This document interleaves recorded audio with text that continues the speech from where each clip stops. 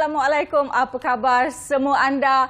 Bersama saya Pasha Rahim dalam rancangan Apa Khabar Malaysia. Hari ini hari yang indah, hari Jumaat, hari yang penuh ceria. Diharapkan anda semua berada dalam keadaan yang sihat, sejahtera. Hari ini saya bertemankan rakan pengacara saya. Saya Helena Pelavi. Selamat pagi anda semua. Salam Jumaat dan diharapkan hari ini anda dapatlah mengutip pahala sejak daripada pagi. Mandi dapat pahala, potong kuku dapat pahala dan banyak lagi perkara-perkara sunat yang boleh anda lakukan sepanjang hari Jumaat ini untuk mengutip pahalanya. Betul tu. Jadi seperti biasa kita di Apa Khabar Malaysia kita akan berkongsi pelbagai informasi yang menarik, berita-berita terkini dan seperti biasa jugalah kita ada dua topik menarik yang kita akan bincangkan pada hari ini. Yang pertamanya berkenaan keamanan dan yang kedua kita akan bercerita tentang komunikasi sains. Jadi kalau anda nak tahu dengan lebih lanjut, jangan ke mana-mana. Tapi sebelum tu kita akan bercerita sedikit petikan daripada portal bernama.com. Betul, dan kalau hari ini Jumaat pastinya anda ternanti-nanti apa yang boleh anda lakukan bersama keluarga untuk Sabtu dan Ahad. Dan bagi mereka yang berada di Sarawak, ini berita baik untuk anda kerana jelajah aspirasi keluarga Malaysia yang bermula di Sarawak di perkarangan dataran perayaan Petrajaya yang bermula hari ini akan berlangsung sehingga hari Ahad, dan pada Ahad nanti akan berlakunya majlis perasmian yang akan dirasmikan oleh Perdana Menteri Datuk Seri Ismail Sabri Yaakob yang akan bersama-sama dengan Premier Sarawak Tan Sri Abang Johari Tun Openg untuk bersama-sama merasmikan jelajah aspirasi keluarga Malaysia. Dan sepanjang jelajah aspirasi keluarga Malaysia ini banyak program yang disusun, antaranya ada pemadanan perniagaan, ada cabutan bertuah, karnival kerjaya, malam zikir berkah Darul Hana dan jualan keluarga Malaysia. Pastikan anda beramai-ramai ke dataran perayaan Petrajaya untuk merasakan sendiri kehangatan jelajah aspirasi keluarga Malaysia. Baiklah, di samping itu, kalau anda berada di semenanjung Malaysia, berada di kawasan Lembah Kelang, MAHA yang baru saja bermula semalam, iaitu Pameran Pertanian, Hortikultur dan juga Agro Pelancongan Malaysia di Taman Expo Pertanian Malaysia Serdang baru bermula semalam yang akan berlangsung sehingga 14 Ogos hari ini. Kalau ada siapa-siapa peminat durian, inilah masanya untuk anda semua ke expo tersebut. Anda boleh dapatkan anak-anak pokok durian. Katanya menjadi perhatian di MAHA tahun ini, ramai yang ke MAHA untuk membeli anak pokok durian untuk ditanam di kawasan rumah. Jadi seorang pengusaha anak pokok durian, Padli Syamsuddin berkata dia membawa lebih 50 jenis anak pokok durian, tetapi yang menjadi perhatian adalah anak pokok Musang King. Musang King ni memang kita semua tahulah, memang durian yang sangat orang kata diminati ramai dan juga sekarang ni harganya katanya agak mahal. Jadi kalau ada yang berminat untuk menjadikan pokok itu boleh tanam belakang rumah ke, kalau ada kawasan bolehlah menikmati buah durian sendiri. Baiklah, itu apa yang dikatakan oleh Pasha tentang MAHA 2022 dan ini juga berkaitan dengan barang makanan. Tadi cerita durian dan kali ini kita tahu bahawa harga makanan, sesetengah makanan telah meningkat sewajar dengan kenaikan harga ayam. Namun ada juga makanan yang tak ada kaitan dengan ayam tetapi dinaikkan juga. Itu yang digesa oleh pengerusi pasukan khas jihad tangani inflasi Tan Sri Anwar Musa berkata ketika tempoh berlaku kenaikan harga barangan seperti ayam, penjual terpaksa menaikkan harga jualan mereka, namun selepas intervensi daripada kerajaan harga barang kembali rendah dan stabil. Justru peniaga khususnya penjual makanan digesa supaya menurunkan harga jualan dan tidak mengambil kesempatan dengan menaikkan harga berikutan kenaikan harga yang hanya bersifat sementara. Tak tahulah boleh jadi ke tak benda ni, sebab benda dah naik susah sikitlah nak turun kan kalau harga makanan dan sebagainya ini. Baik, Pasha, apa lagi cerita yang kita nak kongsikan kepada semua penonton? Kita ada satu lagi. Kita dah bercakap tentang harga barang naik ni. Ada lagi satu, harga pun naik juga. Katanya kadar tambang feri ke Langkawi dari kedua-dua Kuala Perlis dan juga Kuala Kedah akan naik. Ini menurut Konsortium Ferryline Venture Sendirian Berhad, iaitu gabungan 7 syarikat feri penumpang terbesar di negara ini. Kadar tambang baru laluan Langkawi Kuala Perlis dan juga Kuala Perlis Langkawi akan naik sebanyak RM3, iaitu berharga RM21 untuk dewasa dan RM16 untuk kanak-kanak. Kadar laluan Langkawi Kuala Kedah dan Kuala Kedah Langkawi pula adalah RM26.50 bagi dewasa dan juga RM20.50 bagi kanak-kanak warga negara. Walau bagaimanapun, kadar tambang bagi dewasa, kanak-kanak, orang kurang upaya dan juga warga emas yang merupakan penduduk Langkawi sendiri tiada sebarang kenaikan kadar tambang feri. Okey, dan diharapkan kenaikan harga tambang itu tidak menjejaskan sektor pelancongan di Langkawi. Dan baiklah, kalau anda nak tahu lebih banyak informasi, apa kata anda ke bernama.com, baca semua cerita-cerita yang menarik di sana. Baiklah, kita nak juga kongsikan kepada anda semua tentang ramalan cuaca untuk hari ini. Apa kata kita saksikan? Silakan.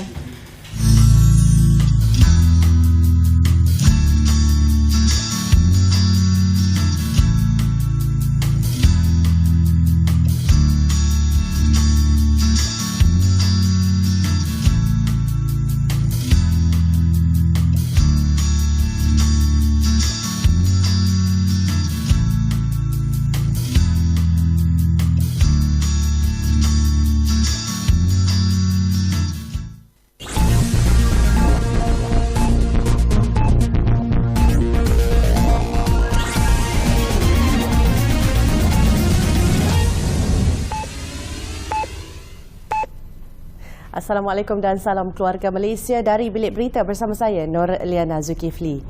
Jago powerlifting negara Boni Buni Augustin mencipta sejarah muncul atlet para pertama Malaysia memenangi pingat emas di Sukan Commonwealth Birmingham 2022. Kerja itu sekaligus memberikan emas keempat kontingen negara dalam aksi di National Exhibition Centre.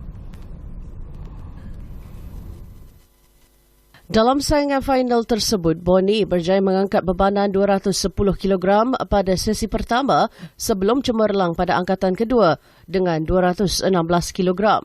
Pada angkatan terakhir, juara dunia itu membuktikan kehebatannya dengan angkatan 220 kg sekaligus melakar rekod baru Tamasha dengan mengumpul 154.6 mata secara keseluruhan. Pingat perak dimenangi wakil tuan rumah Mark Swan dengan 147.6 mata dan gangsa milik atlet Nigeria Innocent Nmandi 145.5 mata. Kejayaan itu juga menyaksikan Boni terus mencipta pencapaian cemerlang dalam karirnya selepas muncul juara dunia pada 2019 dan 2021. Baik, sementara itu, Ratu Terjun Negara Datuk Pandalela Rinung beraksi di bawah prestasi sebenar sekaligus gagal menambah pingat untuk Malaysia di Sukan Commonwealth Birmingham 2022. Beliau sekadar menduduki tempat ke-11 daripada 12 penerjun dalam aksi final acara 10 meter platform individu wanita di Pusat Akuatik Sandwell. Pandalela bermula baik pada terjunan pertama dan kedua dengan memperoleh 63 mata dan 66.70 mata. Bagaimanapun, prestasi atlet berusia 29 tahun itu merudum di pertengahan saingan dengan kutipan mata terendah pada terjunan keempat 33.60 mata. Selepas selesai 5 pusingan, menyaksikan Pandalela hanya mampu mencatatkan 260.90 mata secara keseluruhan. Lompat tak okey sangat lah. Then I also a little bit sedih lah sebab I tak boleh perform as my usual. Usually datang sini pun agak rush, jadi saya agak ada sikit jet lag, ada sikit penat. Tapi saya today perform pun tak seperti yang selalunya, tapi as usual lah. Kadang-kadang hari you, kadang-kadang bukan hari you. Dan hari ni bukan hari saya lah. Saya akan cuba untuk buat yang perbaiki kesilapan yang seperti hari ini, dan saya akan cuba untuk buat lebih baik untuk event saya seterusnya dengan Davita Sabri. Pingat emas dan perak dimenangi wakil tuan rumah Andreas Pendoloni Siriex dan Louis May Tolson, manakala gangsa diraih penerjun Kanada Kaylee Sierra McKay. Baik, menurut Kementerian Perdagangan Indonesia, ratusan minyak masak paket yang ditemukan terapung di perairan Indonesia disebabkan oleh kemalangan kapal kargo pengangkut bahan keperluan asas. Ketua Pengarah Perdagangan Dalam Negeri, Shailendra, berkata kejadian itu yang melibatkan minyak masak paket berjenama Fortune berlaku di wilayah perairan Riau. Shailendra menerusi Detik.com berkata maklumat dari pengeluar minyak masak itu kerana kemalangan kapal dan minyak masaknya jatuh ke laut. Shailendra turut mengirimkan sebuah video kepada Detik.com mengenai nahas kapal kargo Aneka Maju yang terjadi di Selat Melaka, perairan Riau. Sejak beberapa hari lepas, tular di media sosial mengenai penemuan ratusan paket minyak masak terapung di perairan Indonesia dan menimbulkan tanda tanya pelbagai pihak. Kemalangan kapal kargo sering terjadi di perairan itu disebabkan faktor cuaca dan teknikal. Baik, ini pula seorang guru wanita dipukul seorang pelajar lelaki kerana berang rambutnya dipotong dalam kejadian di sebuah sekolah menengah di Hulu Selangor semalam. Ketua Polis Daerah Hulu Selangor, Superintendent Arsad Kamarudin berkata kejadian pada jam 12.30 tengah hari itu berlaku ketika mangsa yang juga guru disiplin berusia 52 tahun sedang membuat rondaan. Guru wanita berkenaan menerima laporan daripada seorang guru lain yang menyatakan pelajar lelaki berusia 15 tahun itu berambut panjang. Mangsa kemudian bertindak menggunting rambut pelajar tersebut. Arsad berkata pelajar tersebut marah dan mengugut mahu membunuh guru berkenaan. Pelajar itu kemudian bertindak memukul guru wanita berkenaan dengan batang penyapu hingga menyebabkan mangsa cedera di mata kirinya. Beliau berkata bertindak atas maklumat, pihaknya melakukan serbuan ke sebuah rumah dan menahan pelajar terbabit. Dia ditahan reman bermula Khamis hingga Jumaat bagi membantu siasatan mengikut Seksyen 324 dan 506 Kanun Keseksaan. Baik, saksikan laporan lanjut dalam buletin bernama 11 pagi nanti dan layari bernama.com. Assalamualaikum dan salam keluarga Malaysia.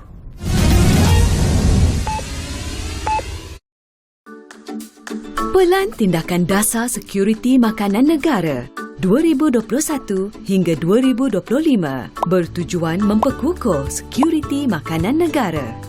Berikut langkah proaktif menangani isu bekalan harga makanan. Pelaksanaan stok simpanan ayam menerusi Lembaga Pertubuhan Peladang. Mempermudahkan proses pembayaran tuntutan subsidi harga ayam dan telur. Memudah cara prosedur import melalui penangguhan fee permit dan mewujudkan laluan pantas barangan makanan haiwan. Memperkasa pemasaran dan pasaran oleh Persatuan Nelayan. Mempergiat kempen makan ikan segar beku dan air tawar. Memperkukuh rantaian pengeluaran hasil pertanian komuniti. Menjadikan aktiviti pertanian komuniti sebagai usaha ke arah sekuriti makanan negara.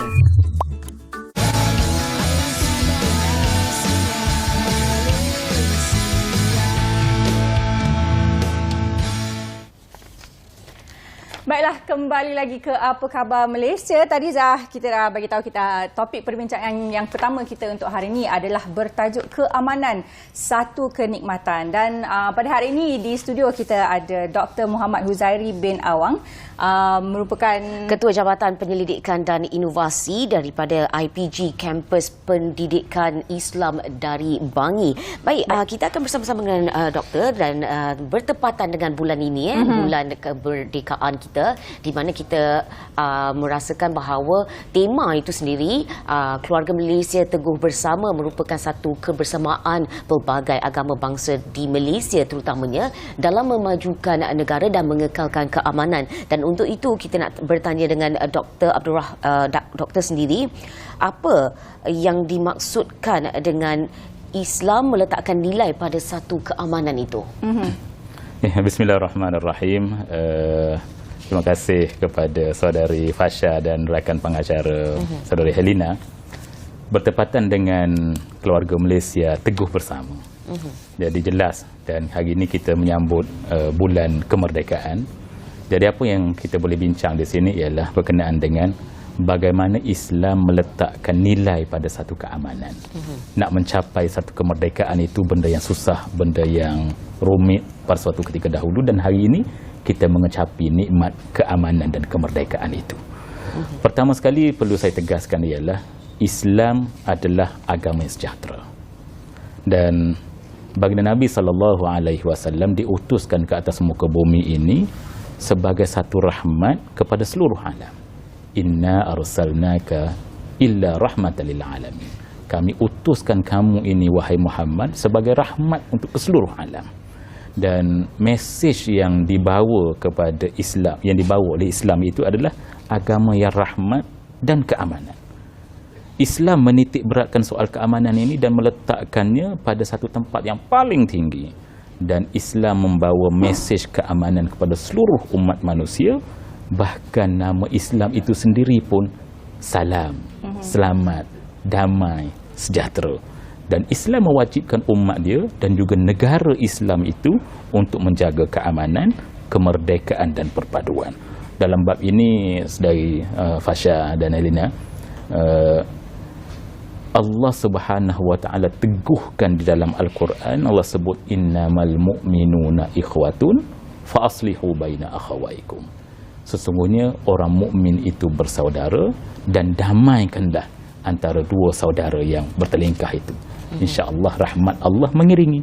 Dan satu segi yang boleh saya tegaskan di sini, sidang penonton sekalian, Islam mewajibkan umatnya menjaga keamanan dan mementingkan perdamaian. Islam menjadikan kedamaian itu sebagai satu asas dan pasak dalam masyarakat. Sebab apa? Buktinya Nabi SAW dalam membina negara Islam Madinah sebagai sebuah negara, state building, Nabi SAW membina masjid sebagai asas penyatuan ummah. Jadi dengan sebab itu Islam menjadikan keamanan itu sebagai, keamanan sosial itu sebagai satu nilai yang termahal, paling mahal. Sebab apa? Hanya dengan ada keamanan itulah risalah Islam itu boleh disebarkan. Risalah Islam itu boleh disebarkan dengan cepat dan berkesan. Dan dalam sirah Nabi SAW, Nabi membenteras elemen-elemen yang merosakkan keamanan. Sebab itulah hijrah Nabi ke Yasrib suatu ketika dahulu membuktikan keamanan itu menjadi satu nilai yang amat berharga. Apabila tidak ada keamanan di Makkah, para sahabat dibenarkan berhijrah ke Habsyah, dan Nabi sendiri pun berhijrah ke Yasrib, yang akhirnya terbinalah sebuah kerajaan Madinah dan tertukarlah namanya Madinah Al-Munawwarah. Jadi dalam bab ini, sidang penonton sekalian, umat Islam wajib memainkan peranan bagi menamatkan segala bentuk persengketaan, segala bentuk konflik dan sebagainya, kembali kepada kedamaian. Dan keamanan dalam Islam itu bermula dengan pembentukan individu yang patuh kepada ajaran agama. Baik, doktor, kalau kita lihat tadi doktor dah bercerita tentang bagaimana keamanan itu boleh menjadi stabil dan pentadbiran dilakukan. Dalam konteks Malaysia sendiri, bagaimana cara kita dalam satu Malaysia yang pelbagai kaum ini mahu menjaga sensitiviti antara kaum supaya kita dapat mengekalkan keamanan ini? Asasnya ialah kita perlu rasa bersyukur kita berada di dalam negara Malaysia yang sejahtera dan aman ini. Malaysia boleh dijadikan satu negara contoh dalam bab ini. Dalam bab ini, saudari Helena, tidak ada cara lain untuk kita zahirkan rasa syukur yang paling utama atas nikmat ini ialah kita mesti meningkatkan ketakwaan kepada Allah. Umat Islam perlu menjaga kesucian agama ini sebagai tanda syukur dengan nikmat keamanan, nikmat kemerdekaan, nikmat kedamaian dan nikmat kesejahteraan di Malaysia kita ini. Kita wajib mensyukuri nikmat kurniaan Allah Subhanahu Wa Taala dan sentiasa menjaganya agar nikmat keamanan ini dan juga kesejahteraan di bumi Malaysia ini sentiasa berkekalan. Sebab itulah kalau kita leka, kita lalai, kita tidak bersyukur dengan nikmat ini, tak mustahil nikmat ini akan tercabut ataupun akan diambil oleh Allah Subhanahu Wa Taala. Sebab apa? Allah sebut la in syakartum la azidannakum wa la in kafartum inna azabi lasyadid. Sekiranya kamu bersyukur, Allah akan tambah nikmat kepada kamu. Tetapi sekiranya kamu kufur, pasti azab Allah amat pedih. Allah sudah dia bagi amaran kepada kita. Jadi dalam bab ini, bagaimana cara untuk kita menggapai ataupun membina syukur itu atas nikmat keamanan, kemerdekaan, perpaduan, kenikmatan yang kita dah alami, dah lalui pada hari ini. Pertama sekali, nak tak nak, bersyukur dengan hati dan perasaan.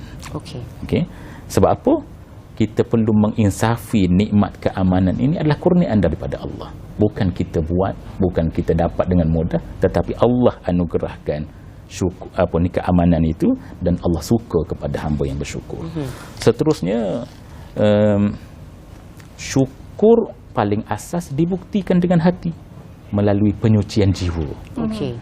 Inilah yang berlaku, yang menjadi masalah kepada rakyat Malaysia pada hari ini. Jiwa kacau. Okay. Masyarakat jiwa kacau, remaja jiwa kacau, belia jiwa kacau.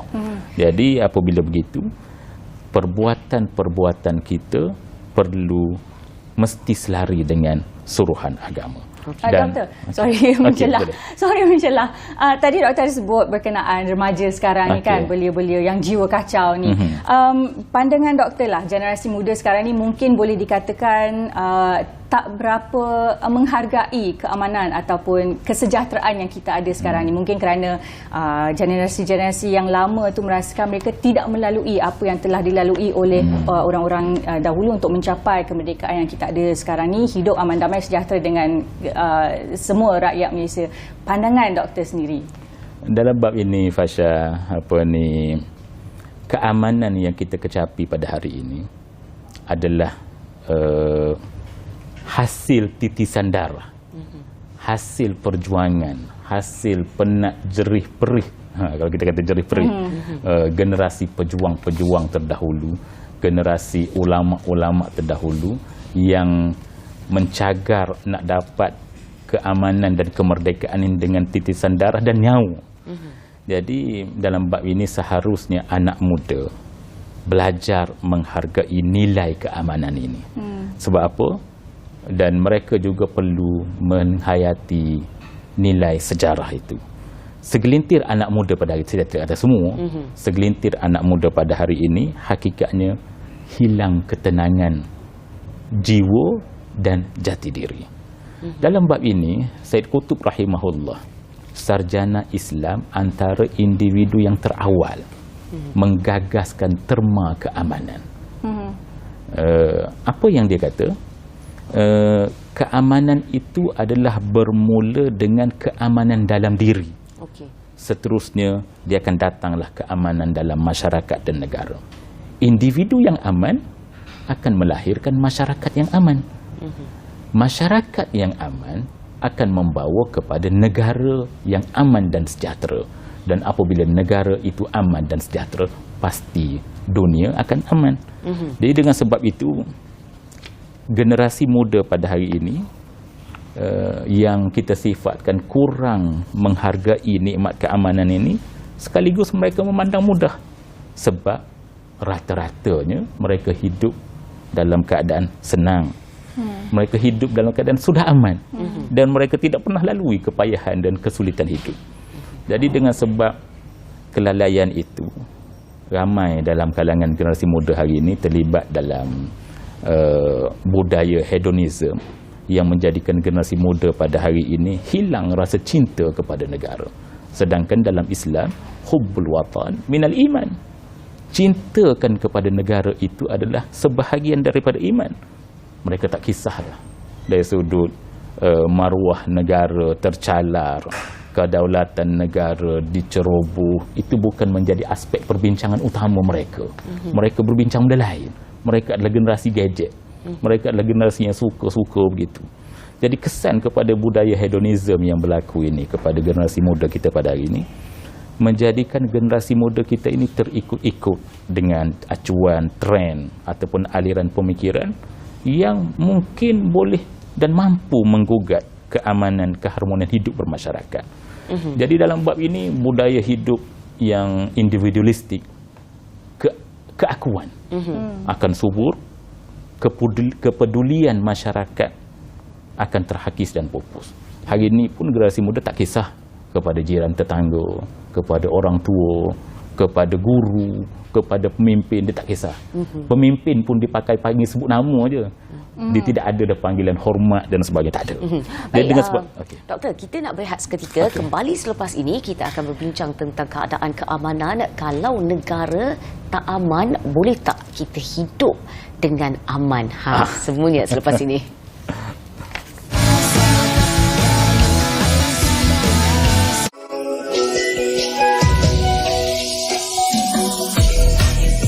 Rukun negara bertujuan membentuk perpaduan yang kukuh.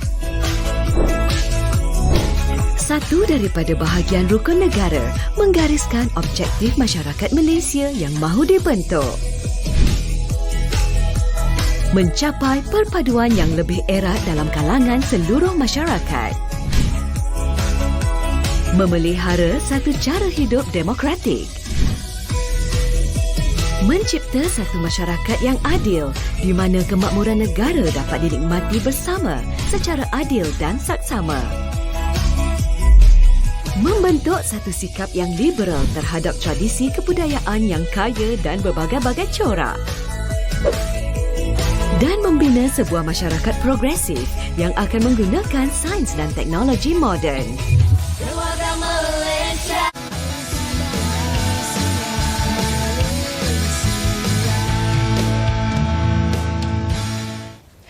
Baiklah, kita masih lagi bersama Dr. Muhammad Huzairi dan masih lagi membincangkan topik keamanan, satu kenikmatan. Kita nak sambung terus perbincangan kita pada hari ini. Soalan seterusnya yang saya nak tanya pada doktor. Kita sedia maklumlah dalam media barat terutamanya sering melabelkan Islam sebagai agama keganasan dan sekaligus menyebabkan kebencian itu terhadap Islam. Dalam ada beberapa negara di luar pun kita tak dapat nak tak dapat nak budak-budak pergi sekolah tak boleh nak pakai tudung dan sebagainya. Tapi dalam konteks Malaysia itu sendiri, di mana Islam itu adalah agama rasmi negara dan kita dapat hidup aman damai dan bagi yang bukan beragama Islam bebas untuk mempraktikkan agama mereka. Mungkin doktor boleh berikan sedikit ulasan bagaimana kebebasan yang kita nikmati sekarang ni dalam negara kita menjurus kepada keamanan yang kita nikmati sekarang. Dalam bab ini, Fasha, tidak ada satu bukti pun bahawa negara Islam itu mempelopori keganasan. Tidak ada satu bukti pun bahawa negara-negara Islam itu adalah negara keganasan. Kalau kita tengok dalam statistik dan data, negara-negara barat adalah negara yang paling banyak kes bunuh. Negara yang banyak kes, berbagai-bagai kes begitu. Tidak ada satu pun negara Islam. Tetapi barat memomokkan perkara itu untuk memberi satu gambaran yang negatif kepada negara-negara Islam. Dalam bab ini, saya rasa dan perlu disedari oleh semua, apa yang kita kecapi pada hari ini, nikmat yang kita ada pada hari ini mesti dipelihara, mesti dijaga. Iktibar yang paling utama yang perlu kita halusi, kita perlu telusuri, perlu kita hayati oleh seluruh rakyat, khususnya belia remaja yang ada pada hari ini ialah kembali berpegang teguh dengan ajaran Islam. Sebab apa? Kita mulia apabila kita berpegang teguh dengan Islam. Dan kita akan hina, kita akan dihina dan kita akan menjadi hina kalau kita lari daripada Islam. Dalam bab ini Sayyidina Umar Al-Khattab pernah menyebut, inna kunna azallal qaum faqad a'azzana Allahu bil Islam famahma nabtaghil izza bighairi ma anzalallah azallana Allah. Maksudnya, Sayyidina Umar kata, kami ini kaum yang hina, tapi kami dimuliakan, kita dimuliakan oleh Islam. Faqad azzanallahu bil Islam. Tapi ingat, amaran Sayyidina Umar kata, famahma nabtaghil izza bi ghairi ma anzalallah. Sekiranya kamu mencari kemuliaan dengan cara yang lari ataupun selain daripada apa yang Allah tentukan, azallanallah, kamu akan dihina oleh Allah Subhanahu wa taala. Jadi kita berbalik kepada cerita nikmat keamanan tadi. Nikmat keamanan ini adalah satu-satunya cara untuk kita mengekalkan hak Allah ke atas hamba-Nya. Sebab kita hamba, kita diciptakan oleh Allah, kita dibawa oleh Allah, dihidupkan oleh Allah atas muka bumi ini. Cara nak bina jati diri, nak bina sebuah negara, kita perlu kekalkan hak Allah di atas muka bumi, hak Allah ke atas diri kita. Jadi umat Islam perlu bersatu atas agama Allah, perlu mengekang sebarang bentuk usaha yang untuk merosakkan agama Allah. Jadi tidak mustahil, kalau sebagai Fasha sebut tadi, apa yang berlaku pada negara-negara yang sering dimomokkan kekacauan dan sebagainya itu, tak mustahil Malaysia boleh berlaku dan boleh ditimpa kepada Malaysia. Boleh kata kita ditimpa, kan? Kita perlu belajar daripada sejarah negara-negara yang melalui pergolakan itu akibat daripada perang saudara, perebutan dan sebagainya. Jadi umat Islam harus cakna dengan agenda musuh, dan kita tidak boleh terperangkap dengan perangkap musuh untuk merosakkan kita dan negara kita. Sebab itulah kita tak boleh jadi manusia yang sifatnya dipanggil musayyasah. Kita dicaturkan, kita diprojekkan untuk dirosakkan. Jadi sebab itulah umat Islam ini harus cakna dengan agenda musuh Islam ini. Jangan biarkan kita ini hanyut larut dengan percaturan itu. Dan apabila begitu, dan konsep toleransi ada. Toleransi bertolak ansur. Tetapi nak tak nak, toleransi dan tolak ansur itu harus diimbangi dengan kepatuhan kepada perintah Allah dan juga keteguhan iman. Segala bentuk perbezaan perlu diminimalkan, perlu diketepikan. Kita tak boleh lalai. Dengan sebab itu, perbezaan ideologi politik ke, ideologi pegangan agama ke, kita perlu diraihkan secara harmoni. Rakyat mesti memahami sensitiviti kaum dan agama, dan dalam bab ini juga pemimpin mesti menjadi ejen perubahan. Pemimpin mesti menjadi ejen kedamaian dan kesejahteraan. Jangan jadi pula pemimpin-pemimpin kaum, pemimpin-pemimpin politik, pemimpin-pemimpin apa peringkat sekalipun menjadi ejen pembakar kebencian dalam kalangan rakyat. Ini akan merosakkan. Baik, terima kasih doktor, dan apa yang doktor katakan tadi itu saya rasa selaras dengan apa yang dibincangkan oleh Perdana Menteri sendiri, iaitu bersamaan dengan bulan kebangsaan ini, iaitu keluarga Malaysia teguh bersama. Kita perlu bersama-sama untuk menggerakkan negara kita supaya negara kita kekal stabil, kekal aman, dan seperti yang doktor katakan tadi, kalau ada perbezaan kita minimalkan. Betul. Dan untuk itu terima kasih saya ucapkan kepada Dr. Muhammad Huzairi bin Awang, Ketua Jabatan Penyelidikan dan Inovasi IPG Kampus Pendidikan Islam Bangi, dan kita nak berehat seketika. Kita kembali selepas ini. Dan kita lihat dulu VT yang daripada wartawan dari Pulau Pinang. Saksikan.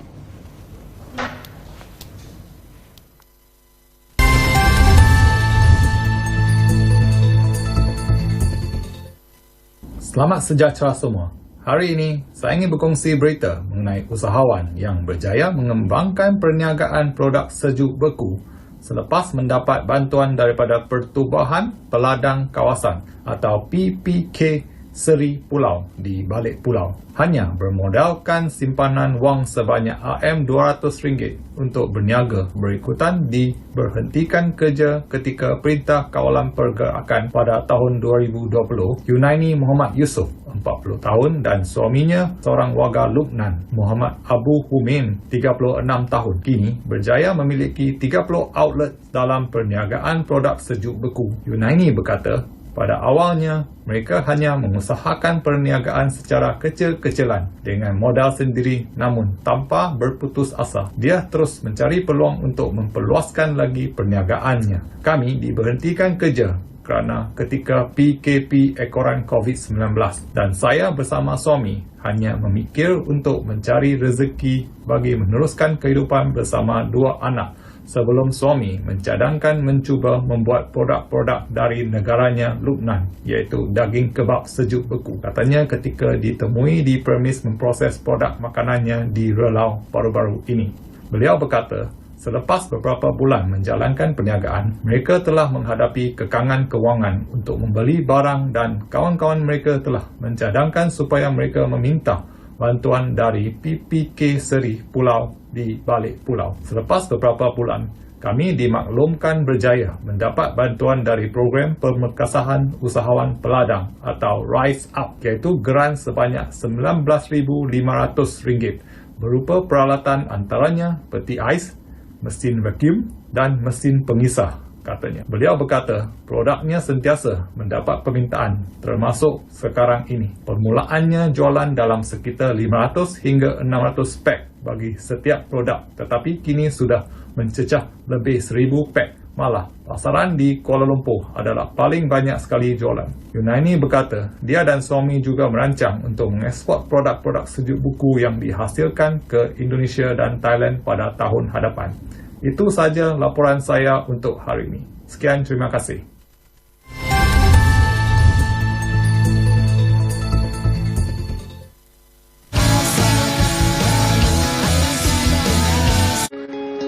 Saat yang paling bermakna dan paling bersejarah dalam negara kita, iaitu menyambut kemerdekaan negara serta meraihkan kelahiran sebuah negara Malaysia yang sama-sama kita cintai.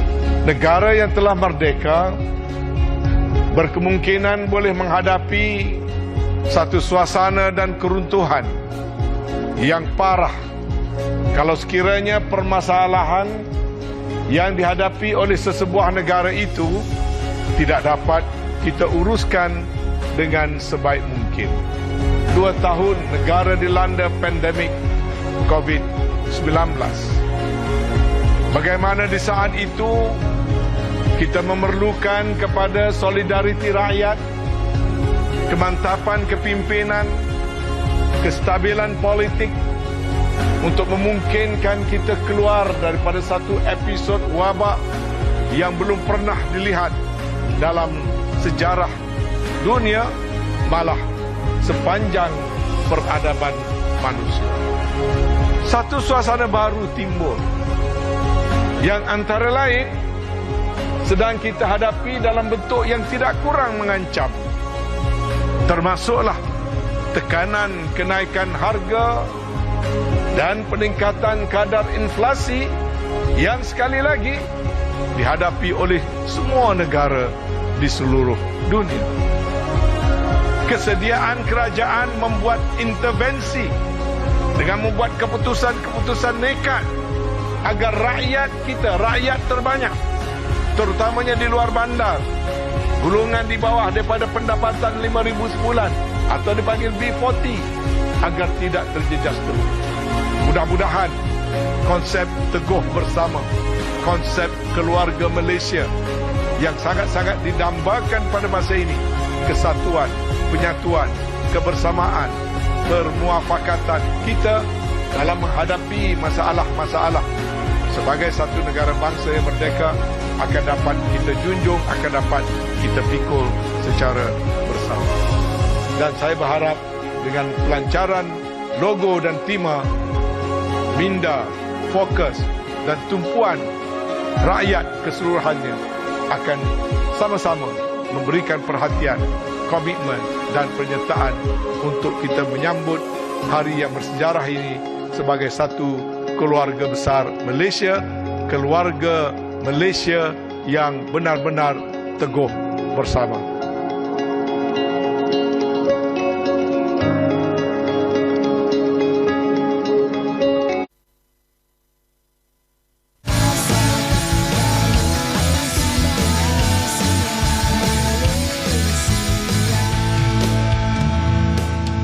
Terima kasih kerana sudi bersama kami dalam Apa Khabar Malaysia, dan kali ini kita akan bersama dengan seorang pensyarakanan Jabatan Pengajian Sains dan Teknologi Fakulti Sains Universiti Malaya dan juga Setiausaha 2 Ikatan Persuratan Melayu Dr. Muhammad Istajib Mukhtar bagi membincangkan tentang komunikasi sains melalui puisi. Menarik tu, saya tak pernah dengar komunikasi sains melalui puisi. Macam mana rupa dia, macam mana bunyi dia, kita akan tahulah sambil kita berborak dengan Dr. Is pada hari ini. Selamat datang ke studio kita.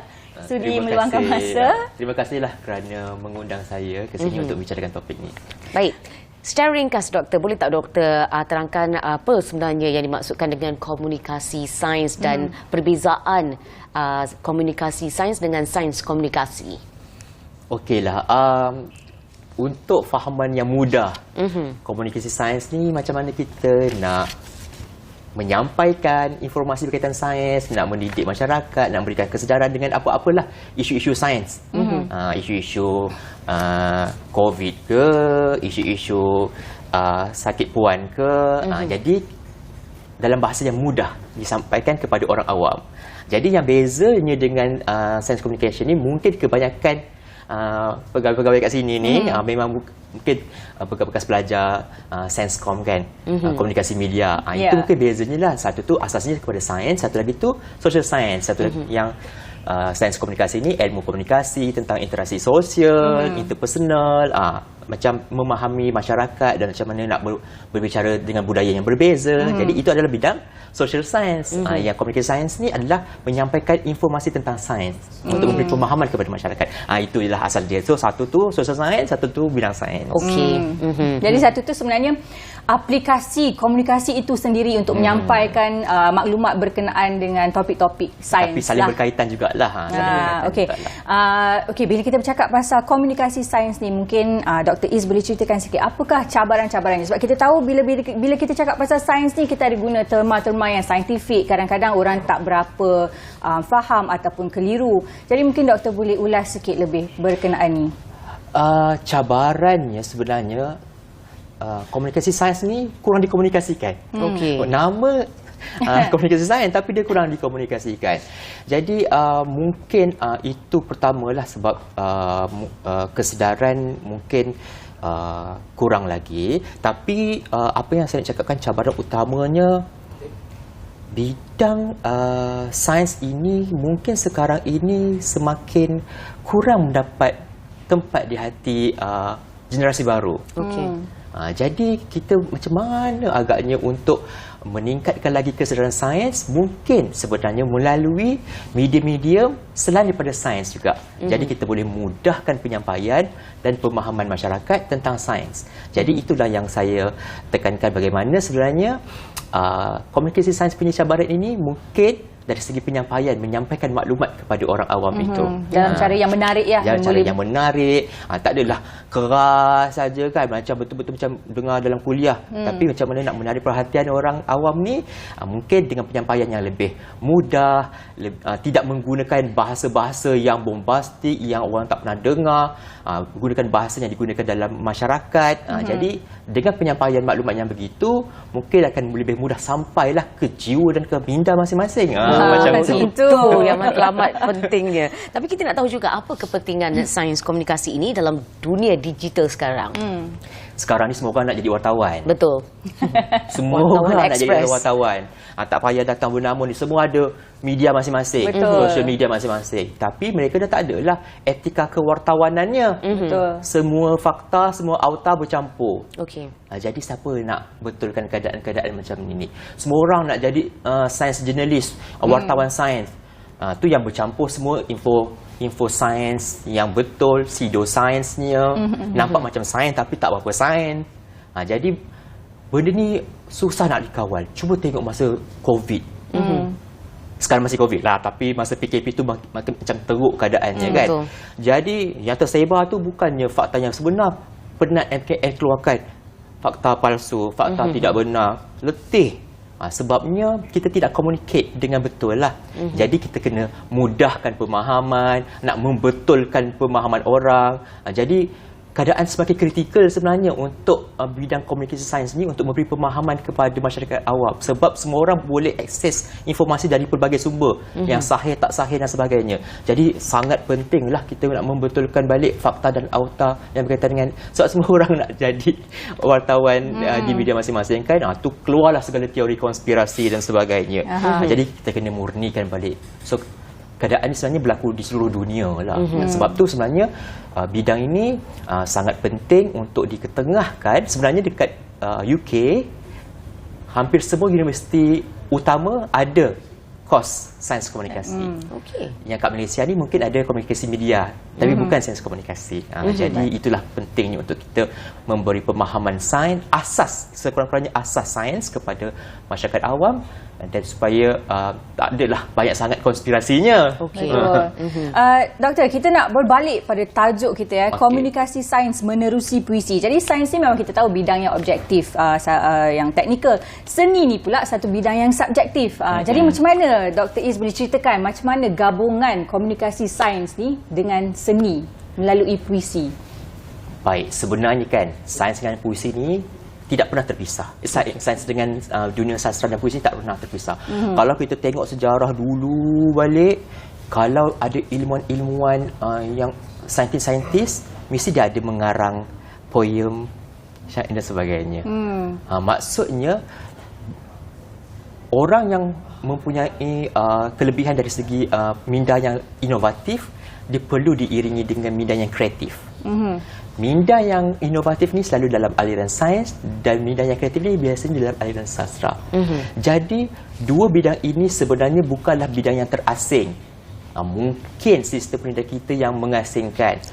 Tapi sebenarnya cubalah kita pisahkan. Sekarang ni kalau tengokkan dalam bidang puisi ni, yang penulis-penulis popular, Dr. Gigi, jururawat, engineer, doktor perubatan, menulis karya-karya puisi. Sebab setiap orang tu ada dimensi inovasinya, ada dimensi kreativitinya. Jadi sebenarnya kita yang memisahkan, sebenarnya benda tu tak terpisah. Kalau kita tengok sains dan seni dalam karya-karya macam lukisan Mona Lisa, kenapa dia popular? Orang tengok sebagai satu lukisan yang abstrak dalam seninya, tapi sebenarnya dalam menghasilkan karya itu betapa perlunya kemahiran-kemahiran saintifik, matematik untuk menjadikan keseimbangan pada teknikal juga kemahiran tu. Macam nak jadi komposer yang bagus, bukan hanya untuk orang seni menghayati lagu dan sebagainya, tapi kena memahami kejuruteraan bunyi dan sebagainya. Jadi sebenarnya dari awal lagi sebenarnya bidang ni tidak boleh dipisahkan. Termasuklah masakan pun. Kalau pandai masak saja macam orang kata ni bidang seni. Tapi sebenarnya bila tahu dengan ada pengetahuan saintifik, macam-macam lagi boleh guna buat aiskrim dengan nitrogen dan sebagainya, lebih canggih lagi. Baik, doktor, kita nak tahu juga pencapaian-pencapaian dalam usaha kita mengintegrasikan kedua-dua bidang ini di dalam dan juga di luar negara. Dari segi komunikasi sains melalui puisi lah. Puisi. Kalau di Malaysia ni, dulu saya ni pun peserta lah. Peserta tegar masuk peringkat kebangsaan 3 tahun berturut-turut pertandingan puisi sains. Dulu ada pertandingan puisi sains. Tujuan pertandingan ni dulu memang untuk memberi kesedaran sains melalui karya-karya sastra. Jadi saya daripada tingkatan 1 dulu dah berbicara tentang nuklear melalui puisi, bercerita tentang tenaga solar melalui puisi, sampailah ke hari ini bawa jiwa puisi dan sains tu dalam dunia. Masih ingat tak puisi-puisinya? Kalau boleh dijelaskan.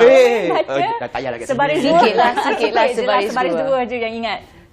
Itu tahun 1998 tu. Tak apalah, kalau masih ingat, masih hafal, boleh kongsikan.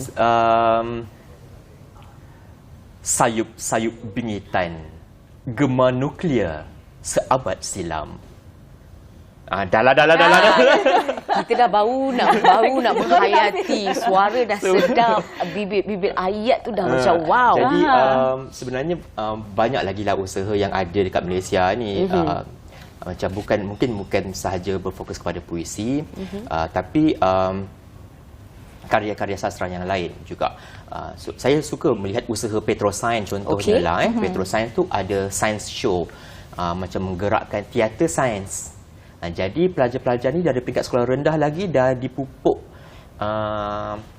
memahami sains, tapi secara kreatif, dalam dunia kreatif, melakukan watak-watak dan sebagainya, memberi kesedaran tentang ilmu sains, tapi dalam bentuk teater. Jadi benda-benda ni akan menambah minat kepada pelajar lah.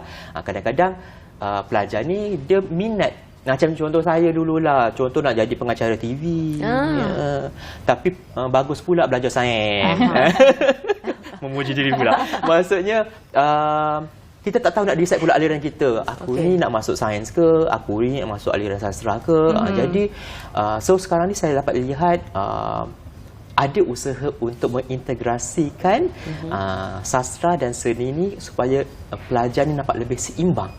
Sebab sains ini matlamatnya untuk pembangunan dan sastra ini untuk kemanusiaan.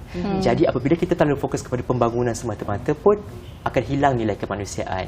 Tetapi bila terlalu kemanusiaan saja, kita tidak pula menuju ke arah pembangunan. Jadi kedua-dua ni perlu diintegrasikan supaya lebih seimbang pembangunan dan kemanusiaan. Macam itulah. Okey. Baik. Doktor, kalau kita nak tahu juga tentang sokongan dan dukungan yang pihak doktor terima daripada pihak luar ataupun swasta pada ketika ini. Sebenarnya saya dapat lihat institusi-institusi yang berasaskan sastra, puisi dan sebagainya, dan institusi-institusi berkaitan dengan sains ni masih kurang bekerjasama lah. Masih kurang bekerjasama, tetapi ada ruang untuk bekerjasama. Yang mana saya lihat semakin banyak wacana-wacana dibincangkan dalam majalah-majalah sastra tentang kepentingan sains diintegrasikan dalam sastra. Jadi masih peringkat awal lah, di peringkat awal. Jadi tapi dalam bidang komunikasi sains ini, sebab di Malaysia ni masih agak barulah. Dalam media sosial pun tak berapa banyak lagi media-media yang memperkenalkan komunikasi sains nak berbanding dengan di Amerika Syarikat. Dah memang ada associations tersendiri di peringkat negara untuk mempromosikan komunikasi sains. Malaysia pun ada jugalah. Ada juga contoh bahawa Akademi Sains Malaysia dia perkenalkan buku komunikasi sains, tapi mungkin tidak melalui medium sastra. Mungkin tidak. Tapi itulah usaha, potensi ada. Sebab semakin ramai orang aliran sains dah berkarya sastra. Jadi potensi tu dah ada. Sebab tu saya macam hari ini teringin membawa topik ini di bernama ini, supaya sebenarnya orang dapat melihat kepentingannya. Bukan sahaja di negara-negara maju, negara kita pun boleh, sebab potensinya sudah ada, kepakarannya sudah ada, institusinya ada, cuma perlukan integrasi antara institusi. Dan bagi pendapat doktor sendiri, apa yang perlu kita lakukan untuk mempercepatkan proses integrasi ini?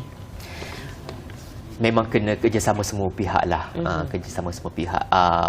Orang sains belajar sikitlah asas sastra. Orang sastra belajar sikitlah asas sains. Sebab akhirnya nanti kita perlu memahamkan semua orang tentang asas sastra dan asas sains dalam kita membuat dasar-dasar negara. Contohnya melihat dalam konteks yang lebih besar, kita perlukan pandangan orang awam. Jadi sekiranya orang awam mempunyai pengetahuan yang seimbang, dia akan boleh memberikan input yang seimbang kepada pembangunan negara. Sebab yelah, kita bukan hanya akan panggil pakar-pakar, kita akan melihat juga pandangan masyarakat. Jadi sekiranya masyarakat kurang kesedaran dari aspek pemahaman sains dan sastra yang dalam, jadi pandangan mereka itu mungkin akan memberi implikasi juga kepada pembentukan dasar juga. Jadi semua pihak memang kena terlibat dalam usaha inilah. Sebab tu di jabatan saya sendiri, kita cuba memperkenalkanlah program sains komunikasi. Jadi di sini kita boleh memudahkan prinsip-prinsip dalam komunikasi sains ini. Pertama, memang menggunakan bahasa yang mudah. Okey. Sebab kita tak nak orang pelik dengan apa yang kita cakap. Yang keduanya, jangan ringkaskan. Okey. Ringkaskan. Sebab sekarang ni contoh TikTok lah. TikTok berapa saat je boleh cakap. Betul. Sebab tu orang sains kurang dapat nak berkomunikasi sains dalam media sosial sebab nak explain satu terminologi pun agak panjang. Jadi itu yang dia kena belajar, memudahkan. Jadi pempengaruh influencer ni pun sepatutnya terlibat sekali lah. Janganlah menari saja kan. Cubalah wujudkan juga media-media yang bercerita tentang maklumat sains. Okey, dah ada juga lah kat Malaysia macam Ajar, ada juga Apa di Langit. So itu merupakan usaha-usaha yang ada lah. Jadi kena diperbanyakkan lagi lah. Baiklah, kita ada masa mungkin berbaki dalam 1 ataupun 2 minit lagi. Mungkin doktor nak sikit je harapan Dr. Is untuk anak-anak kecil ni untuk mengambil jurusan STEM, terutamanya untuk anak-anak kecil ni. Senario sekarang ni pada hemat saya sedikit merisaukan lah. Sedikit merisaukan selepas melihat statistik lepasan STM yang mengambil aliran STEM dan sebagainya. Tapi benda ni berkitaran kan. Ada zaman yang orang suka sastra dan social science. Kemudian kita nampak kepentingan sains, orang melihat masuk ke dalam dunia sains dan teknologi. Jadi ianya berkitaran. Saya berharap sangat akhirnya nanti kita punya sistem pendidikan tidak memisah-misahkan. Baiklah. Perlu diintegrasikan supaya dapat bergerak seiring sebab ianya tidak perlu dipisahkan. Okey.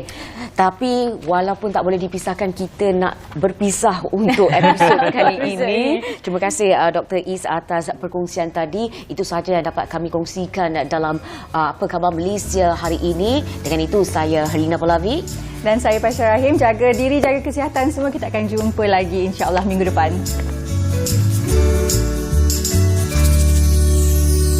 Senyum segar di pagi hari,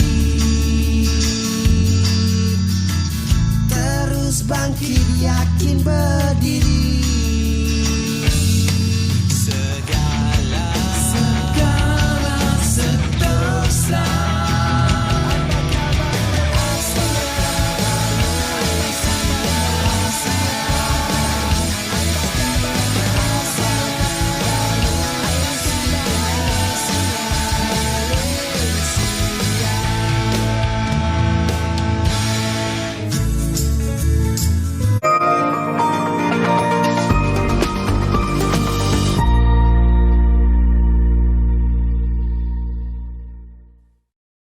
Pertukaran yang saya hadapi untuk membeli rumah, deposit terlalu tinggi dan mengambil masa yang lama untuk saya mengumpul deposit.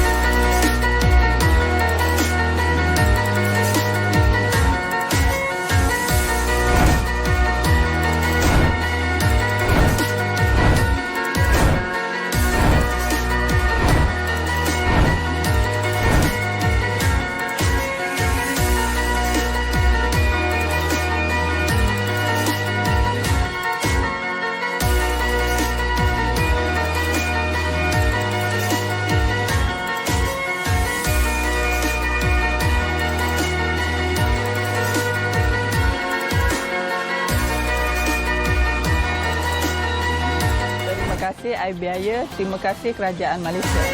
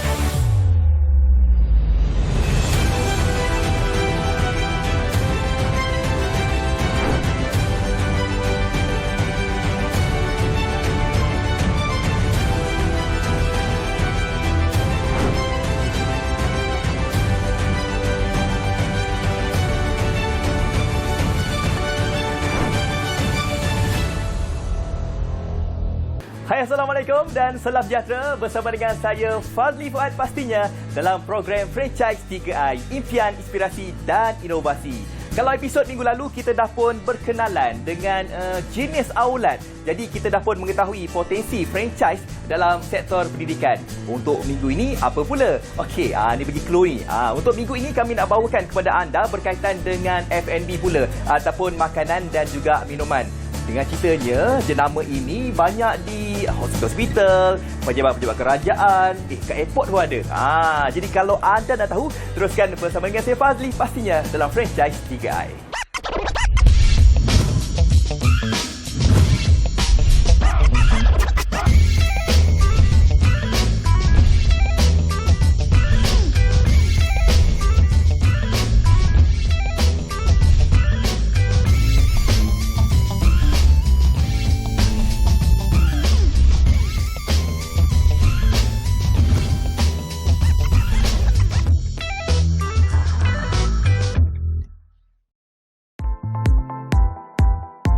Gloria Jeans Coffees bukanlah satu nama asing dalam industri F&B di Malaysia. Ditubuhkan di Amerika Syarikat pada tahun 1979, Gloria Jeans Coffees kini menjadi satu jenama yang cukup popular di Australia. Hak franchise Indo untuk Gloria Jeans Coffees Malaysia telah dipegang oleh Wonderful Lifestyle Sendirian Berhad, juga memiliki hak induk jenama berkenaan bagi pasaran Malaysia, Brunei dan Myanmar. Dan untuk mengenali dengan lebih lanjut mengenai profil syarikat ini, jom kita berkenalan dengan orang kuat di sebalik jenama Gloria Jeans Coffees.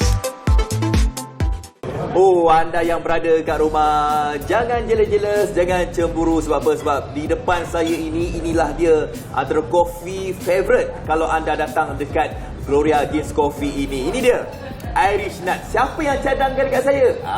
Sudah tentunya orang di sebelah saya sekarang ni. Okey, kita terus saja ingin bersama dengan Cik Zafrul, CEO Wonderful Lifestyle Sendirian Berhad. Assalamualaikum Cik Zafrul. Waalaikumsalam. Terima kasih. Sama-sama. Terima kasih cadangkan dekat saya ni kopi ni. Saya rasa dulu boleh? Silakan. Bismillahirrahmanirrahim. Saya pun rasa juga. Silakan. Lupa nak jemput. Tuan rumah. Kena nak jemput. Terima kasih dia. Rasa sekali tak puas, kena dua kali baru puas. Sedap lah. Okey, kejap lagi kita lah ceritalah tentang apa antara menu-menu yang ada kat sini. Tapi sebelum itu, sudah pastinya anda nak mengetahuilah tentang Gloria Jeans Coffee ini.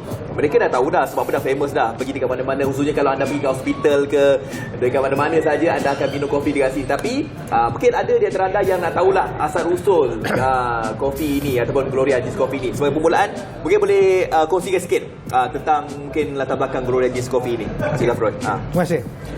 Gloria Jeans Coffee berasal daripada Chicago, Amerika Syarikat pada tahun 1979. Dan kemudian jenama tersebut berkembang ke seluruh dunia. Dan ketika ini jenama tersebut berada di 43 buah negara dengan hampir 890 buah outlet. Dan termasuk Malaysia lah. Sekali lagi berapa ke Malaysia? Di Malaysia kami ada 42 buah outlet. Di seluruh dunia 890 buah outlet. 890. Kira kalau anda travel dekat luar negara tu dah terkenal lah Gloria. Boleh dapat di outlet di sana. Yes. Okey, itu permulaannya lah kan. Ya, saya. Jadi dekat Malaysia pun dah banyak juga. Okey. Dah cerita pasal kopi ni. Nak tahulah ada berapa banyak kopi sebenarnya, menu kopi yang ada dekat Gloria Jeans ni. Kami ada mempunyai lebih kurang 40 buah pilihan jenis kopi. Dan juga sekiranya anda berminat untuk yang chocolate range, kita ada hot chocolate dan juga Coco Loco. Okey. Dan selain daripada itu juga, kalau inginkan satu kelainan, kami ada perisa buah-buahan seperti strawberry chillers dan juga mango chillers. Untuk bantu siapa yang berminat untuk yang jenis yang berperisa. Yelah, kadang-kadang kita ni minum ada orang lain cerita rasanya. Macam suka kopi, latte apa semua, macam-macam jenis kopi ada. Ada lebih 40 Yes, 40 jenis dia lah. Dan salah satu yang terbaik itu adalah Irish Nut yang kita sedang minum sekarang. Ini nak cerita ni, cerita sikit tentang apa yang istimewanya Irish Nut ni. Irish Nut ni ada satu flavor yang amat popular bagi Gloria Jeans Coffee di seluruh dunia. So kopi ni dia ada macam-macam flavor. So kita ada caramel, hazelnut. So Irish Nut ni ada kita punya satu signature. Kita punya resepi yang amat popular. Kalau kita punya loyal customer bila datang ke JJ akan pasti repeat order untuk jenama ni. Saya setuju. Sebab tu lah, sebelum ni saya kalau pergi mana-mana kan, saya tak perlu, kalau tahu saya akan order latte biasa. Okay, Betul. latte apa semua. Yes. Tapi bila saya dah rasa ni memang tak cari lain lah. Dan saya takkan pergi kedai kopi lain. Alhamdulillah. Order yang ini. Yes. Pilihan yang tepat. Diskaun betul saya? Ya, mesti.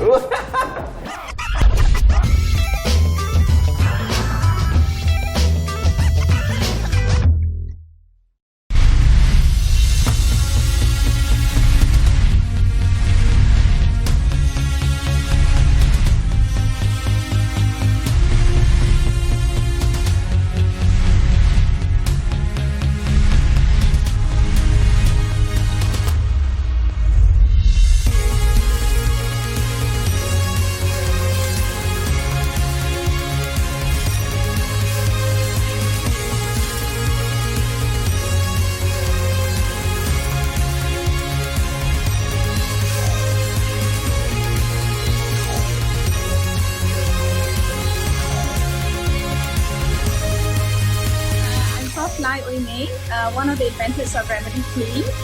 Jumpa di sana. Hello, we are Alpha Swift and we are excited to join Malaysia Innovates. I'll see you there. Jumpa di sana.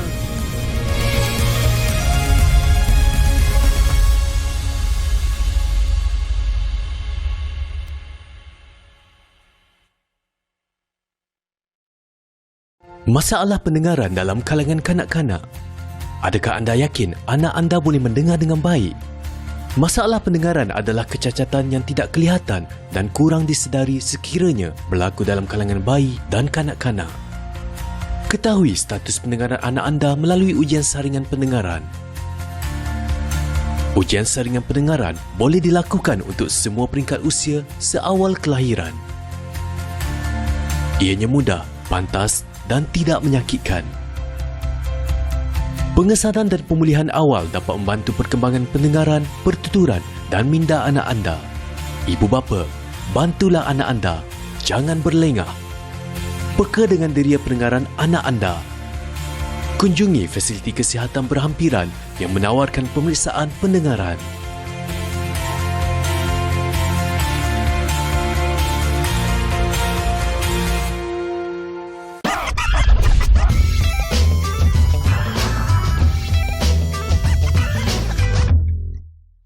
Selain daripada kopi, mungkin ada penonton pun nak tahu, okay, kalau datang dekat Gloria Jeans Coffee ni, apa yang ada yang lain lah, dia menu-menu lain, antara minuman ke makanan, apa yang lainnya kat sini?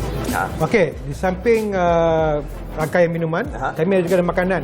Okay, seperti pastry, kek, dan juga di outlet-outlet terpilih kami mempunyai makanan gourmet food. Seperti makanan tempatan, masak lemak cili api. Oh, ada juga? Yes. Asam pedas. Dan juga nasi lemak, ayam goreng. Macam-macam ada. Untuk local food. So bagi kafe jenama antarabangsa ni, kami antara, nak kata antara itu, the only one kot, setahu saya lah, yang ada offer local food. Dan selain daripada western food juga. Seperti spaghetti, chicken chop dan sebagainya. Betul-betul. Sebab saya pun dah lama juga tak pergi Gloria Jeans ni. Tapi dulunya kalau saya ingat lagi, saya datang saya minum saja. Kan bila tanya pasal makanan, pastry lah. Tapi ni dia baru sebenarnya ni ada penambah menu. Penambah menu tu kami mulai 2019. Patutlah saya dah lama tak datang. Okey, nampak ada masak lemak, ada asam pedas, goreng pun ada. Tapi kalau anda yang penggemar western pun ada juga, ada masalah. Selain daripada pastry yang ada kat depan saya ni, boleh datang dekat ni sekarang ni kita ada nak beritahu lah, yang cantik ni kafe ni, kita sekarang ada dekat Hospital Avicenna dekat Shah Alam. Kan. Okey, antara keunikan yang ada pada Gloria Jeans Coffee ni berbanding dengan orang yang kafe-kafe yang lain yang menyediakan kopi-kopi lain, apa dia keunikannya? Keunikan di Gloria Jeans Coffee ni adalah selain daripada kita punya minuman kita, of course yang utama kita punya kopi lah. So kopi kita ni adalah 100% Arabica, diadun dan didatangkan daripada 3 buah negara, iaitu daripada Brazil, Colombia dan juga Sumatera. Ini adalah 3 negara di dunia penggelar kopi yang terbaik. Dan ia diadun dan di roasted di kilang kami di Australia, di Sydney. Okay. Dan adunan tersebut adalah merupakan mengeluarkan satu aroma yang cukup menarik dan sukar untuk saya gambarkan di sini, cuma harap tuan-tuan dan puan-puan boleh rasai sendiri kopi Gloria Jeans Coffee. Betul. Saya nak describe pun susah tau. Kita sendiri kena rasa. Ini terutama kepada anda penggemar kopi, memang kena cuba kelainan keunikan yang ada dekat Gloria Jeans Coffee ni. Okey. Yang menonton sekarang ni mungkin selain pada mereka yang menggemari kopi-kopi ni, kadang-kadang mereka ni timbul minat untuk nak menjalankan perniagaan. Betul. Dan mungkinlah mereka ni macam terfikir kan, kita sebagai penggemar kopi, why not kita buka kafe yang ada kopi juga. Dan cadangannya adalah di sinilah. Gloria Jeans Coffee ni. Jadi apakah mungkin ada pakej-pakej bantuan mungkin ataupun pakej-pakej yang disediakan daripada pihak tuan sendiri untuk membantu kita ni yang nak buka juga Gloria Jeans Coffee ni? Baik. Okey, bagi Gloria Jeans Coffee Malaysia, kami menawarkan 3 pakej franchise kepada rakyat Malaysia, iaitu yang pertama adalah pakej full store.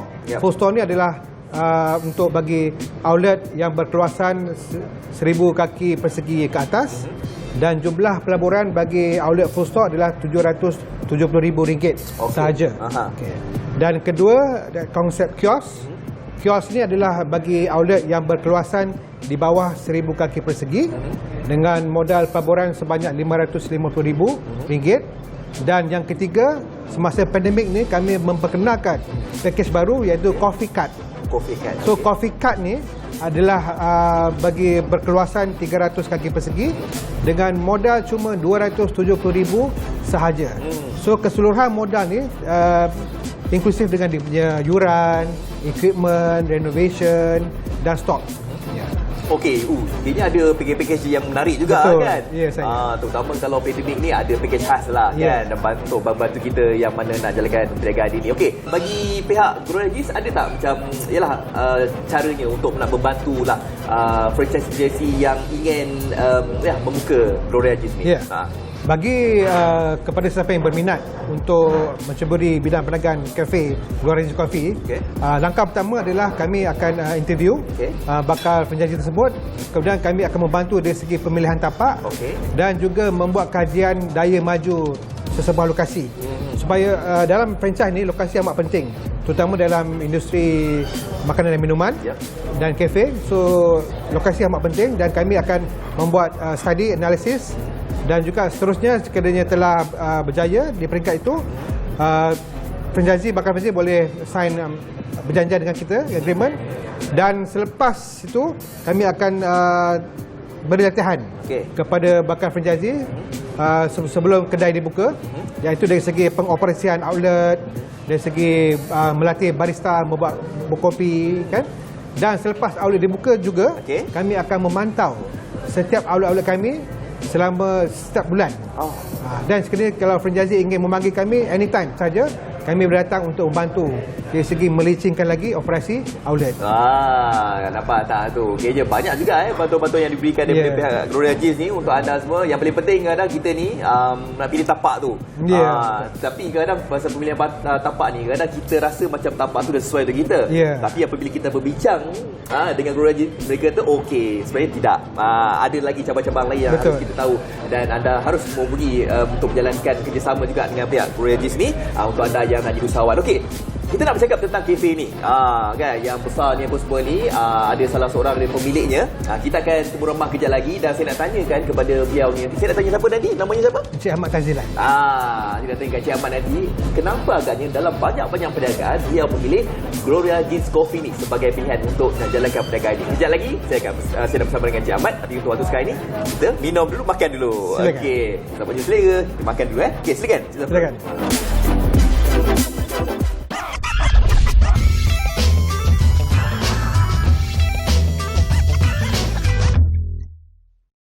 Apakah yang dimaksudkan dengan HFMD? HFMD adalah penyakit tangan, kaki dan mulut yang merebak melalui cecair atau rembesan dari hidung, mulut dan tekak. Tanda-tanda seseorang dijangkiti HFMD adalah ulcer di mulut, lidah dan tekak, ruam dengan lepuh di tapak tangan, tapak kaki dan kawasan lamping, demam.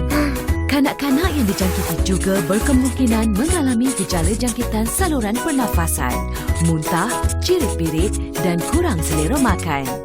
Komplikasi jangkitan HFMD termasuk dehidrasi, radang otak, radang dan kegagalan jantung.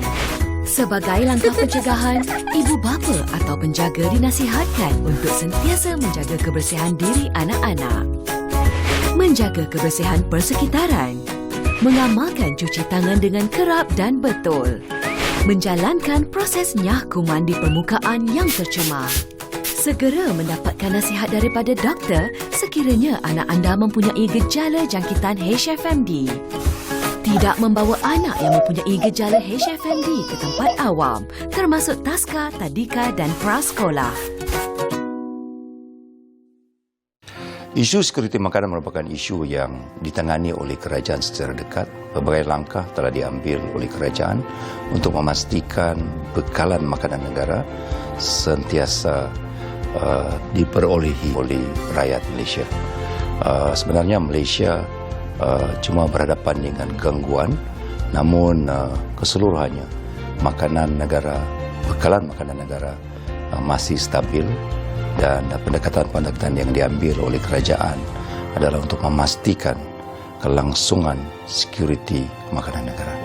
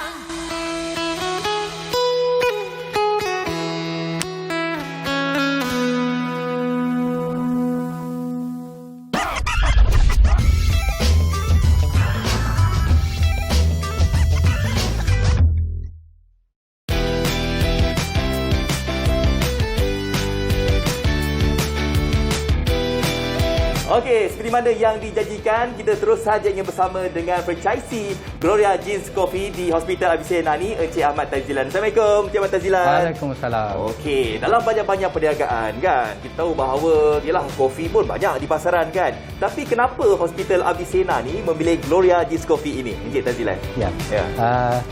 Gloria Jeans Coffee ni ABC nak pilih kerana dia punya image dia yang tersendiri lah. Okay. Kalau kita tengok dengan kopi premium yang ada, dengan pasaran dia pun luas di mana-mana hospital. Jadi kita rasa bersesuaian sangat dengan kita punya aspirasi kita untuk membawa ABC Nani ke arah hospital butik lah. Ya. Saya rasa itu yang main reason kenapa kita pilih Gloria Jeans Coffee. Hospital butik Wah, itulah dia. Jadi anda yang, sebab saya dah berada dekat sini tadi, anda yang datang dekat Hospital ABC Nani, kalau yang mana menunggu untuk berjumpa dengan doktor ke, ataupun yang tunggu nak ambil ubat dan sebagainya, dekat dalam kawasan ni, kafe ni, ada skrin yang memaparkan nombor-nombor anda. Betul. Jadi sambil-sambil kita menunggu giliran itu, kita boleh minum kopi, boleh makan dan sebagainya. Okey, dalam pengendalian perniagaan Gloria Jeans Coffee ini, sudah pastinya akan ada cabaran-cabarannya. Okey, nak tahulah agaknya apa antara cabarannya itu? Saya kalau cabaran, dari segi cabaran saya nampak satu adalah kita dah hadapi baru-baru ini COVID-19, PKP. Jadi bila ada PKP memang kita ada kekangan. Sangat jelas kita nampak kita punya pelanggan-pelanggan kita sampai menjunam turun sebanyak lebih kurang 65%. Jadi kerana isu PKP ini jadi bermakna jualan kita memang turun lah. Itulah. Jadi kita kena, maksudnya tim saya kita kena cari alternatif untuk memperbaiki lagi kita punya performance lah, sales kita lah dengan cara lain. Betul. Ada cara lain. Ada cara lain lah kan. Dan yelah, kita lihat bahawa pandemik ini memang memberikan banyak kesan lah, khususnya mereka yang menjalankan perniagaan berunsurkan F&B ini. Okey, dah tahulah sepanjang yelah agaknya dah berapa lama dah Gloria Jeans Coffee berada dekat hospital Avicenna ni? Kita kalau kita mulakan, seingat saya kita mulakan Gloria Jeans Coffee semenjak tahun 2013 seingat saya. 2013 ya. Jadi ini adalah penjenamaan yang baru. Okey, betul. Sebab permulaannya di bahagian dalam kan? Ya, dalam. Kecil saja. Mula-mula kecil je. Sekarang ni nampak tak dah besar macam ni. Dan sudah pastinya apa mungkin antara kejayaan ataupun kenangan manis Gloria Jeans Coffee ini? Saya rasa antara kenangan manis yang kita lalui bersama tim-tim saya lah, bukan saya seorang, tapi tim-tim saya sebenarnya adalah kita duduk sekali dengan franchisor kita, Gloria Jeans Coffee HQ, untuk mengajar kepada tim-tim saya tu sampai kita pergi ke dapur diorang sekali. Dan saya pun turut sekali ke dapur Gloria Jeans Coffee untuk antaranya juga selain daripada diorang belajar, tapi kita juga taste merasa dia punya masakan dia sebelum kita buat keputusan untuk melaburkan lagi lah. Contoh macam penyenaman ni, kita ada food testing sekali untuk pastikan makanannya berkualiti, sesuai dengan cita rasa. Lepas kita berhati dan kita buat keputusan. Ada food tasting semua. Ada. Patutlah rasa. Patut rasa maintain sedap je kan. Bukan saja dekat sini, malah dekat outlet lain pun sama saja dia punya rasa kopi dan sebagainya. Okey. Ini nak bercakap tentang Pernas ni, sebab saya percaya Pernas banyak juga membantu kan merealisasikan impian-impian usahawan ni, khususnya dekat Gloria Jeans Coffee ini. Apakah bantuan-bantuan yang diberikan sebenarnya daripada pihak Pernas untuk memajukan lagi perniagaan ini? Saya rasa bantuan yang ada dari segi tunjuk ajar lah. Tunjuk ajar untuk memastikan bahawa kualiti makanan tu dapat diserve dengan kualiti yang baik lah. Jadi kita amat tekankan konsistensi makanan tersebut supaya kita dapat serve pada pesakit-pesakit ataupun pelawat-pelawat kita dengan kualiti yang konsisten. Jadi ada cara-cara macam mana untuk memastikan makanan-makanan tu sentiasa kualitinya konsisten, dan itu antara tunjuk ajar yang jelas kepada Pernas lah. Itu patut Pernas lah. Sebab yalah, Pernas ni apa yang saya tahu, selain pada bimbingan, galakan, khidmat nasihat, ada juga bantuan di segi kewangan. Anda kata kalau misalnya kata mereka yang nak buka juga Gloria Jeans Coffee ni, Pernas juga membantu dari segi urusan ni, pembiayaan ni. Saya percaya dengan kekuatan Pernas, mesti menyalurkan kepada franchise yang sesuai lah. Tapi dalam konteks kami tidak mengambil sebarang ni lah. Bantuan kewangan lah. Banyak khidmat nasihat kan? Khidmat nasihat, banyak kita dapat khidmat nasihat pada Pernas. Baik. Apa mungkin ialah perancangan-perancangan di masa yang akan datang, khususnya untuk menaikkan lagi nama Gloria Jeans Coffee. Kita tahu memang dah naik dah kan, tapi mungkin ada perancangan-perancangan lain ke selepas ini? Saya nampak program pengembangan Avicenna ni akan ada dan sentiasa ada dalam kita punya projection, dan insya-Allah kita akan consider Gloria Jeans Coffee salah satu daripada brand yang bagus untuk dibawa ke hospital ataupun tempat-tempat yang kita buka pada masa akan datang lah. Kenapa target di hospital? Rasanya kenapa gitu? Saya rasa sebenarnya mudah saja. Kita buka di hospital kerana minumannya minuman yang panas. Dia memerlukan masa. Dan benda ini bersesuaian dengan pesakit. Pesakit memerlukan masa untuk menunggu dipanggil untuk ambil ubat, atau menunggu untuk dipanggil berjumpa doktor. Jadi saya rasa benda itu dah match ke situ. Dengan keadaan yang ada sekarang ni, kita ada papan layar menunjukkan nombor panggilan pesakit pun ada di balik sana. Betul. Jadi pesakit boleh menunggu dengan tenang dan boleh plan nak order apa di restoran. Rasa itu yang utama. Okey. Kata-kata nasihatlah kepada mereka yang ingin menjadi usahawan yang mungkin mereka berminat menjalankan perniagaan yang sama ini. Silakan. Saya rasa yang paling utama sekali adalah usahawan-usahawan jangan lari daripada teknologi maklumat. IT kena ada, ya. Kena garapkan IT punya apps, ya. Boleh juga ya melibatkan sekali dengan rider-rider di luar untuk survive, ya. Kita punya Grab Food, kita ada Food Panda. Ambil semua itu sebagai alternatif kita untuk survive dalam perniagaan. Dan juga kalau di Avicenna, saya boleh sebutkan di sini, kita menggunakan apps di mana kita boleh monitor live. Kalau ikut saya tengok dalam saya punya phone saya sekarang ni pun, saya boleh tengok secara live berapa jualan saya setiap hari di sini. Boleh tahu Saya tahu. Saya tahu. So itu adalah inisiatif dalaman Avicenna. Alright. Ya, untuk melihat sekadar mana performance pada hari ini, malam. Ya, kiranya maknanya dekat sini kalau anda bergelar sebagai bos lah kita boleh cakap dekat sini, di mana-mana sahaja anda boleh pantau pergerakan-pergerakan perniagaan anda itu di mana-mana sahaja. Okey, baik, terima kasih kerana sudi bersama kami di franchise 3 ini, dan kita doakan semoga perniagaan ini dan juga Hospital Avicenna ni berjalan dengan lancar. Baik, terima kasih. Terima kasih. Inilah kopi yang paling sedap pernah saya rasa. Ada tak di antara anda yang rasa macam berminat nak jalankan perniagaan ini? Pergi saja cari Pernas. Bagaimana nak cari Pernas? Layari saja laman sesawang mereka, iaitu di www.pernas.my, ataupun pergi dekat media sosial dengan carian #caripernas. Okey, dekat sini dah habis. Kalau ada di antara anda yang nak tahu siapakah dan perniagaan apakah yang akan kami bawakan minggu depan, teruskan bersama dengan saya Fazli dalam rancangan Franchise 3i, impian, inspirasi dan inovasi. Assalamualaikum. Bye-bye.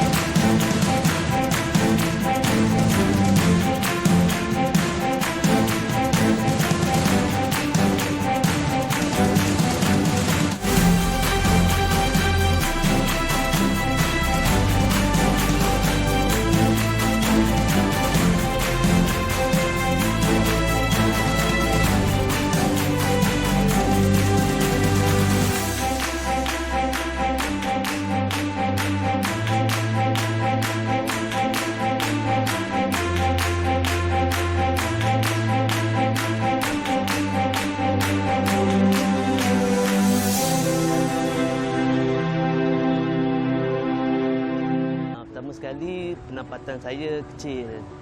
Gaji tak tetap dan tak ada payslip lah.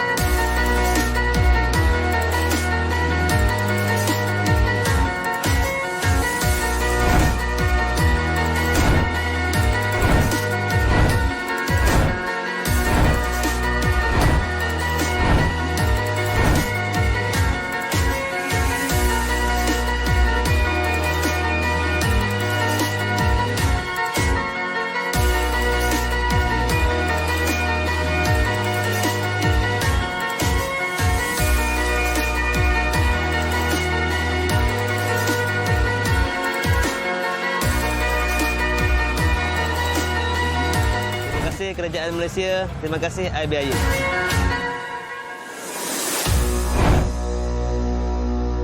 Jika anda mendapati wujudnya salah laku oleh peniaga, salurkan aduan menerusi tindakan berikut: melayari portal dan email kepada iaduan@kpdnhcp.gov.my, menghubungi talian 1800 886 800, menggunakan aplikasi telefon pintar Easy Adu, berhubung menerusi talian WhatsApp berikut, atau anda boleh juga menghubungi operasi bilik gerakan di talian tertera.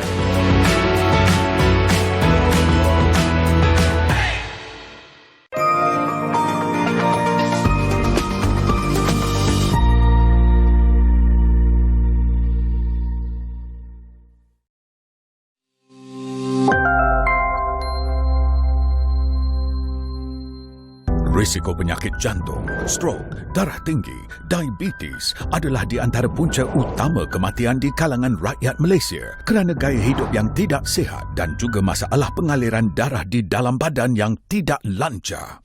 Memperkenalkan produk Jamin Biofar Infrared Jewelry membantu memperbaiki pengaliran darah di dalam badan anda. Pertama kali dilancarkan di Malaysia. Produk Jamin Bio dihasilkan daripada batu black jade, ya, seperti di pelarangan tangan saya ini, ataupun batu jade hitam, ya. Saya memakainya, saya dah mencubanya, ya, dan hasilnya cukup memberangsangkan, ya, kerana saya mengalami sakit sendi, saraf, ya, kurang tidur, tak cukup tidur, ya, kadang-kadang pening-pening kepala, ya. So bila saya pakai ini, badan saya rasa ringan, ya. Segala lenguh-lenguh di bahu saya ni, ya, di bahu saya ni, saya rasa ringan sekali, ya. Dan bila saya tidur, saya rasa lena sekali. Kerana bila badan rasa ringan, kita tidur lena lah, ya. Dan dia melancarkan perjalanan darah saya. Yang paling saya menarik sekali bila saya mencuba produk ini, ya, kepada ibu mertuaku, mak mertua saya, dia kata, mak cuma pakai, dan saya tak tanya apa-apa, saya suruh dia pakai saja. Dan beberapa hari kemudian dia tanya, macam mana mak pakai? Mak rasa selesa lah badan mak, ya. Dulu mak badan mak rasa gatal-gatal, ya. Maklumlah orang dah berusia 83 tahun, ya. Sekarang ni mak tak terasa nak tergaruk-garuk badan, mak rasa sedap badan mak, ya. Bayangkan, ya, seolah dia melancarkan penyaliran darah itu dan segala kata-kata di badan semua rasa macam hilang begitu saja, ya. Itulah dia. Terima kasih kepada Jamin Bio, itu produk yang betul-betul dapat membantu memberikan saya tenaga, kesihatan saya, ya, dan apapun saya yakin semuanya dengan izin Allah. Assalamualaikum, salam sejahtera. Anda sedang menonton Media Shop. Saya pengacara anda hari ini. Saya Nisa K dan ditemani rakan pengacara yang tak kurang hebatnya. Kita ada. Ya, saya ditempatkan khas dari Korea. Anak saya, nama saya Fazli Fuad ataupun Afad.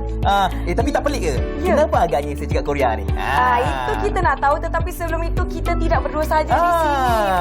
Kita juga ditemani oleh tetamu selebriti khas kita pada hari ini. Sepanjang zaman setiap masa, siapa tak kenal Datuk Jalaluddin Hassan. Selamat datang, Datuk.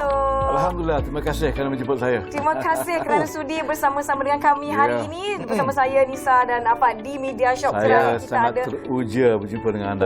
Saya pun teruja. Apa teruja tak? Betul, teruja. Saya nampak Datuk semakin hari semakin sihat. Apakah rahsianya?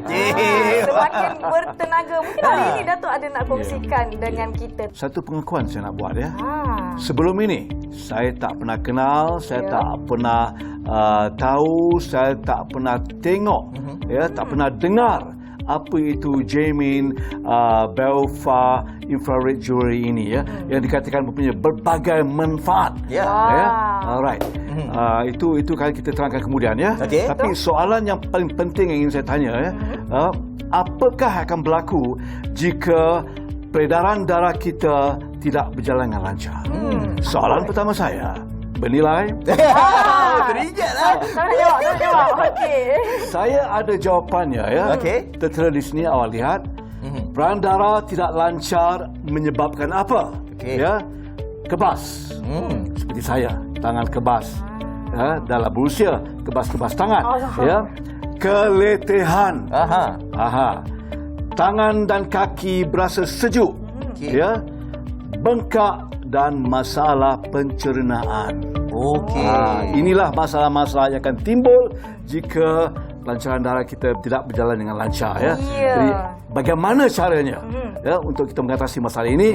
Back to you, Fadli. Okey, terima kasih Dato'. Saya rasa soalan tu kita ada jawapannya juga. Mungkin buat penonton-penonton yang sama tertanya-tanya apa akan berlaku sekiranya dalam badan kita sendiri rasa sihat. Betul. Rasa bertenaga, keluar pergi sana pergi sini, tapi keletihan yang saya rasa tidak munasabah. Rasa dah cukup makan, cukup tidur, masih lagi letih. Kita orang muda pun Dato' ada rasa bangun-bangun kebas-kebas, ada je tak kena dengan badan. Tapi orang kata apa, tak nak mengambil inisiatif untuk mencegah daripada awalnya. Betul. Dan bercakap tentang inframerah ni ataupun infrared ni, ramai mungkin di antara kita yang tahu kelebihannya tapi tak tahu macam mana ianya berfungsi. Jadi sekarang ini saya nak kongsikan kepada anda semua berkaitan dengan inframerah ataupun infrared ni dan apa pula kebaikannya. Inframerah ini ialah sinar pencahayaan pemanasan ataupun dalam bahasa sains disebut sebagai sinar elektromagnetik.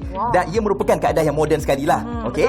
Dan pencahayaan inframerah ataupun dipanggil sebagai terapi inframerah ini boleh dijadikan sebagai satu terapi untuk kesihatan tubuh badan kita semua dan dalam masa sama juga untuk kecantikan diri kita.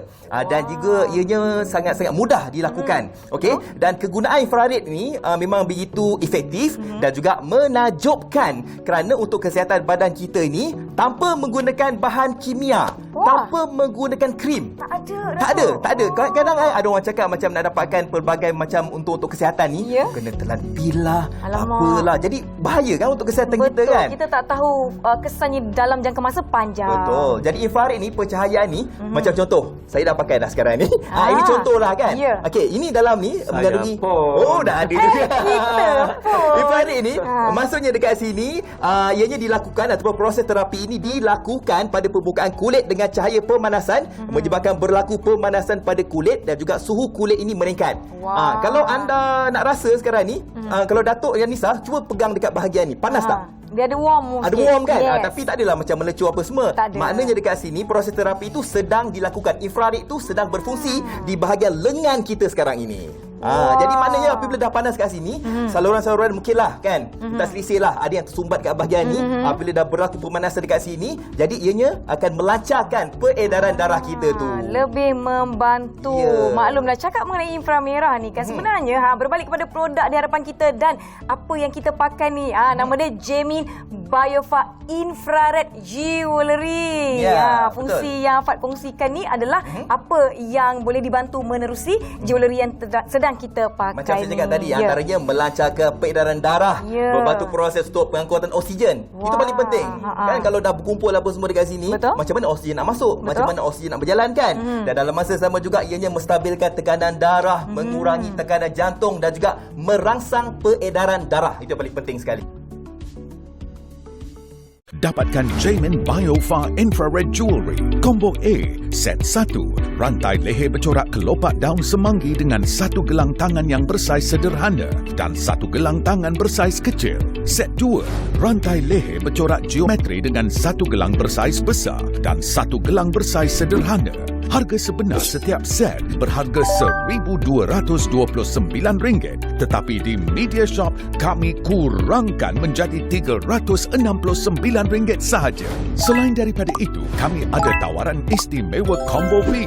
Set 1 dan set 2 dijual secara bersama. Semua ini berharga RM738, tetapi hanya di Media Shop kami tawarkan kepada anda dengan harga RM699. Bukan itu sahaja, percuma satu rantai mutiara asli bersalut emas 24 karat dari Korea bernilai RM200. Hubungi sekarang. Sel darah merah ni fungsi dia untuk mengangkut oksigen. Bila oksigen cukup di badan kita, maka kita pun akan menjadi lebih sihat dan kita pun lebih bertenaga. Saya nak tanya sedikit pengalaman Datuk Jalal sendiri memakai produk dari Jaemin Biopha Infrared Jewellery ni. Bagaimana Datuk boleh kongsikan dengan para penonton Media Shop semua? Ya, sebelum itu sebenarnya saya ada masalah kesihatan seperti bau bisa-bisa, sakit-sakit ya, kebas-kebas tangan ya, lagi apa mudah letih ya, pencernaan.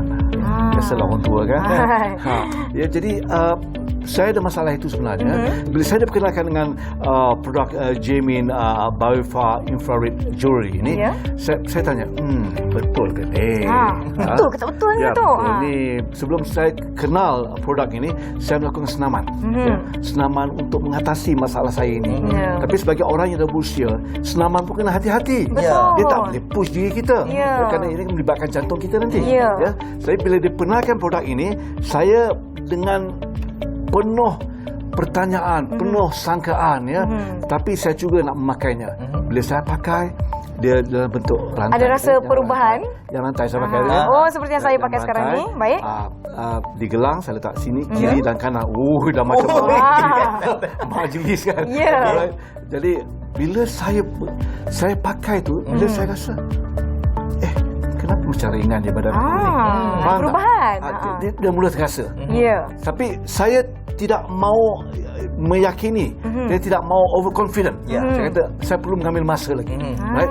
Lepas tu sampai malam saya tidur pun pakai juga. Teruskan memakai. Awak nak ke mana tidur. ni kata orang. Risau dia. Tidur kat rantai tu. Adalah sebab ini. Nanti awak akan tahu. Betul tu. Ini untuk awak juga. Sihat. Suami isteri gembira. Dan untuk mengetahui dengan lebih lanjut antara perkongsian testimoni penggunaan Jamin Biofa Infrared Jewelry ni, jom kita saksikan video testimoni ini. Jom. 안녕하세요. 한국에서 신선진입니다. 요즘 코로나로 인해 운동이나 활동하기가 어려웠잖아요. 그래도 제 몸은 건강하지 않을까 싶었는데요. 2022년 1월 18일에 한국의 원적외선협회에서 벽결구 시험을 했습니다. 처음에는 평상시에 제 혈액을 채취하고요. 그 다음에는 귀사문성 목걸이를 착용하고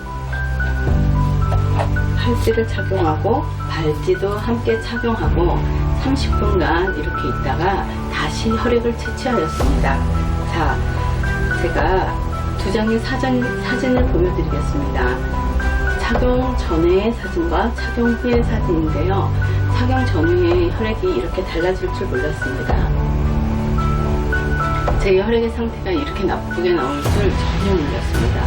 귀사문성 목걸이, 팔찌, 발찌 착용을 30분간 했는데 혈액에 이렇게 효과가 나타나다니 정말 깜짝 놀랐습니다. 저희 제품이 정말 좋은 상품이구나. 디자인이 예쁜 것도 제 마음에 쏙 들었습니다. 코로나로 활동이 제한적인 때 건강을 위한 최고의 선택인 것 같습니다. 이상입니다. 감사합니다. Kita ada dua jenis rekaan. Yang pertama di tangan Nisa ni, Datuk, kita lihat ada rekaan clover leaves. Clover leaves ini disertakan dalam warna emas seperti yang Nisa pakai juga. Ini design yang pertama, rekaan pertama, dan rekaan kedua, Fad.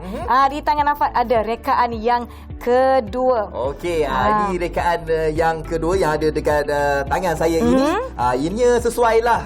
Kalau macam misal kata macam saya lah. Lelaki kan. Betul. Gelang tu ada saiz kan? Gelang tu ada dua saiz. Saiz small, saiz kecil seperti yang Nisa gunakan, dan saiz medium. Jadi wanita mungkin cenderung untuk membeli set 1. Jadi set 1 dan set 2 didatangkan dengan dua saiz gelang berbeza, Datuk. Jadi mungkin lelaki lebih cenderung untuk membeli set kedua kerana disertakan dengan gelang yang bersaiz medium dan large. Dapatkan Jamin Biofa Infrared Jewelry Combo A Set 1, rantai leher bercorak kelopak daun semanggi dengan satu gelang tangan yang bersaiz sederhana dan satu gelang tangan bersaiz kecil. Set 2, rantai leher bercorak geometri dengan satu gelang bersaiz besar dan satu gelang bersaiz sederhana.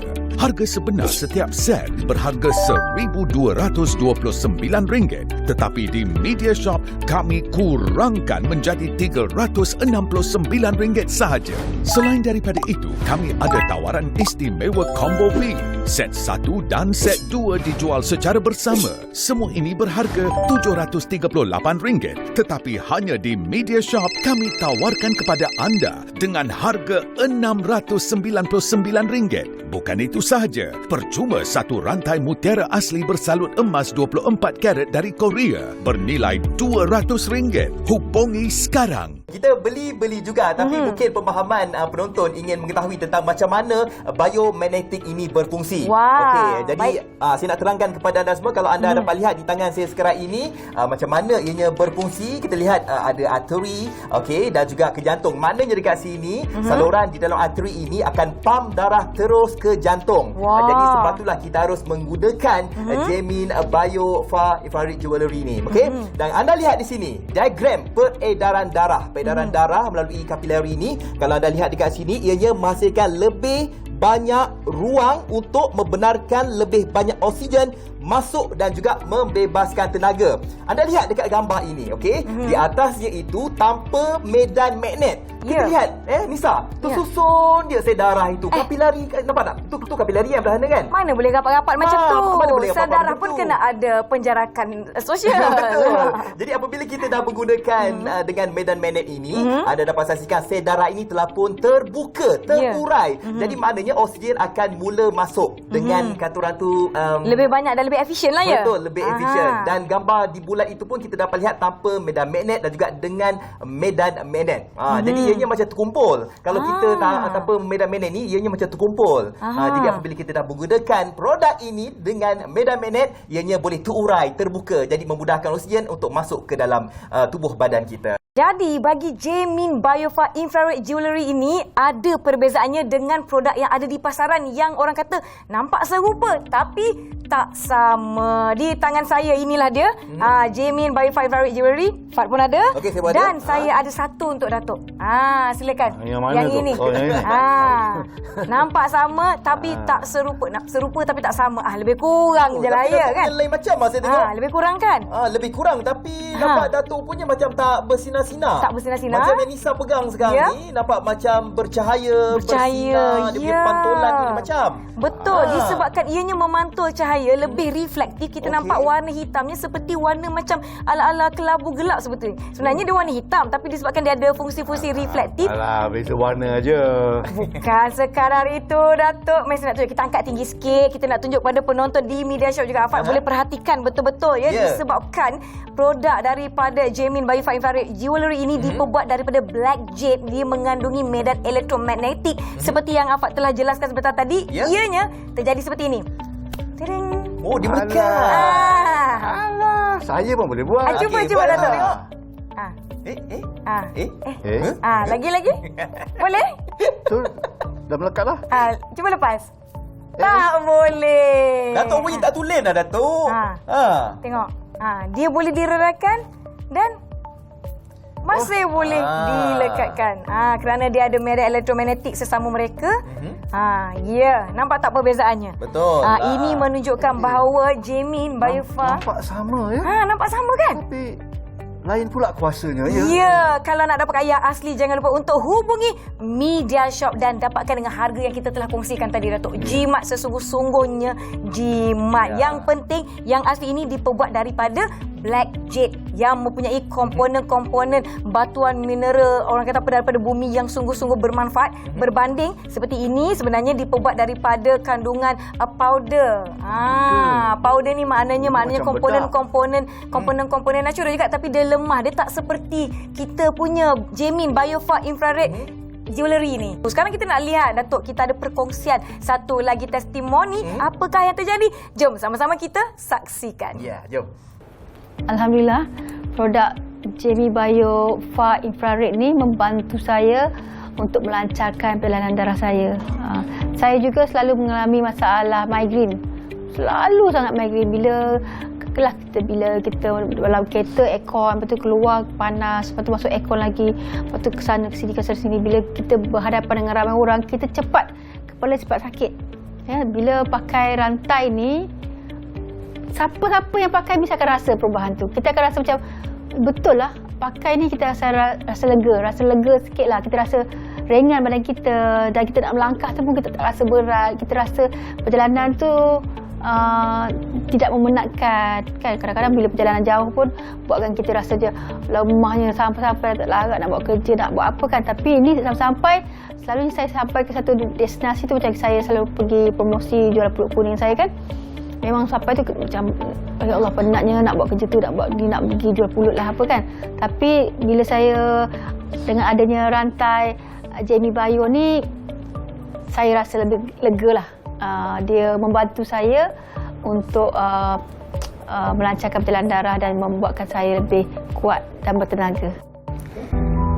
Saya seorang wanita yang berkerjaya, di mana kalau di pejabat saya akan lebih banyak pada duduk, dan kalau di rumah saya seorang yang suka memasak dan mengemas. Jadi saya akan berdiri yang agak lama sebenarnya.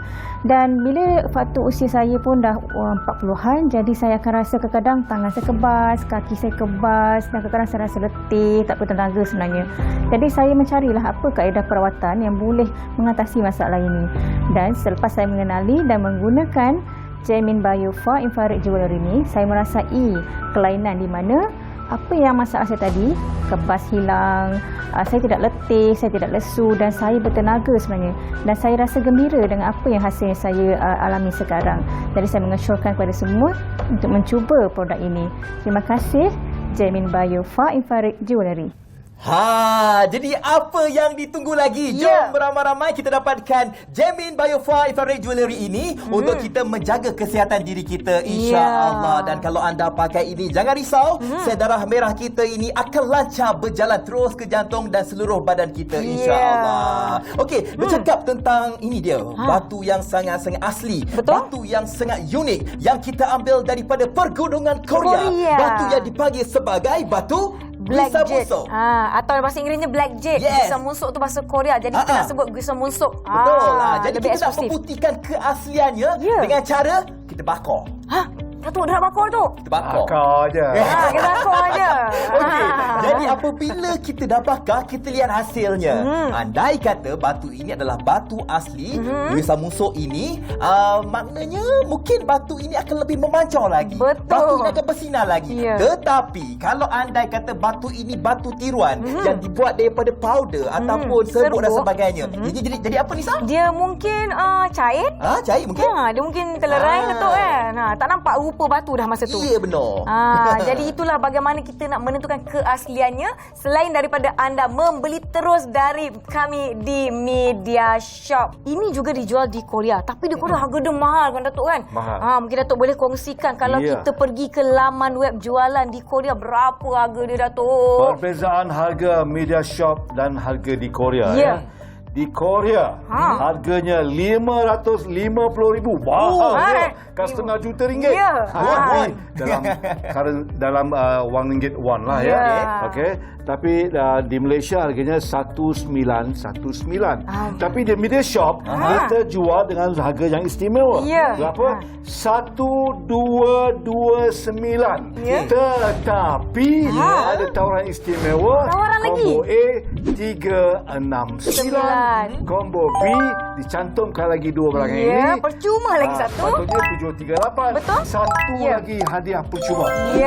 RM699 untuk combo B dan RM369 untuk combo A. Pilih mana yang lebih berbaloi. Jadi 699 kita boleh dapat 3 rantai dan 4 gelang. 4 gelang.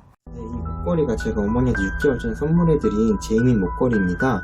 어머니가 예전부터 갱년기를 너무 심하게 앓으셔서 항상 걱정이 많았는데 제 친구 어머니는 갱년기를 극복을 하셨더라고요. 그래서 어떻게 극복을 하셨냐 이렇게 여쭤봤더니 이 목걸이를 착용하고 나서 많이 좋아지셨다고 하셔서 저도 근데 제가 의료계 종사자인데 이 목걸이를 착용하는 것만으로 어떻게 좀 괜찮아지는가 약간 의구심이 들었습니다. 근데 너무 주변에서 추천을 하시고 너무 좋아지셨다 보니까 저도 나름대로 조사를 하고 그래서 좋다는 결론이 나서 믿고 구매를 해드렸습니다. 하시고 나서 6개월 동안 정말 많이 좋아지셨거든요.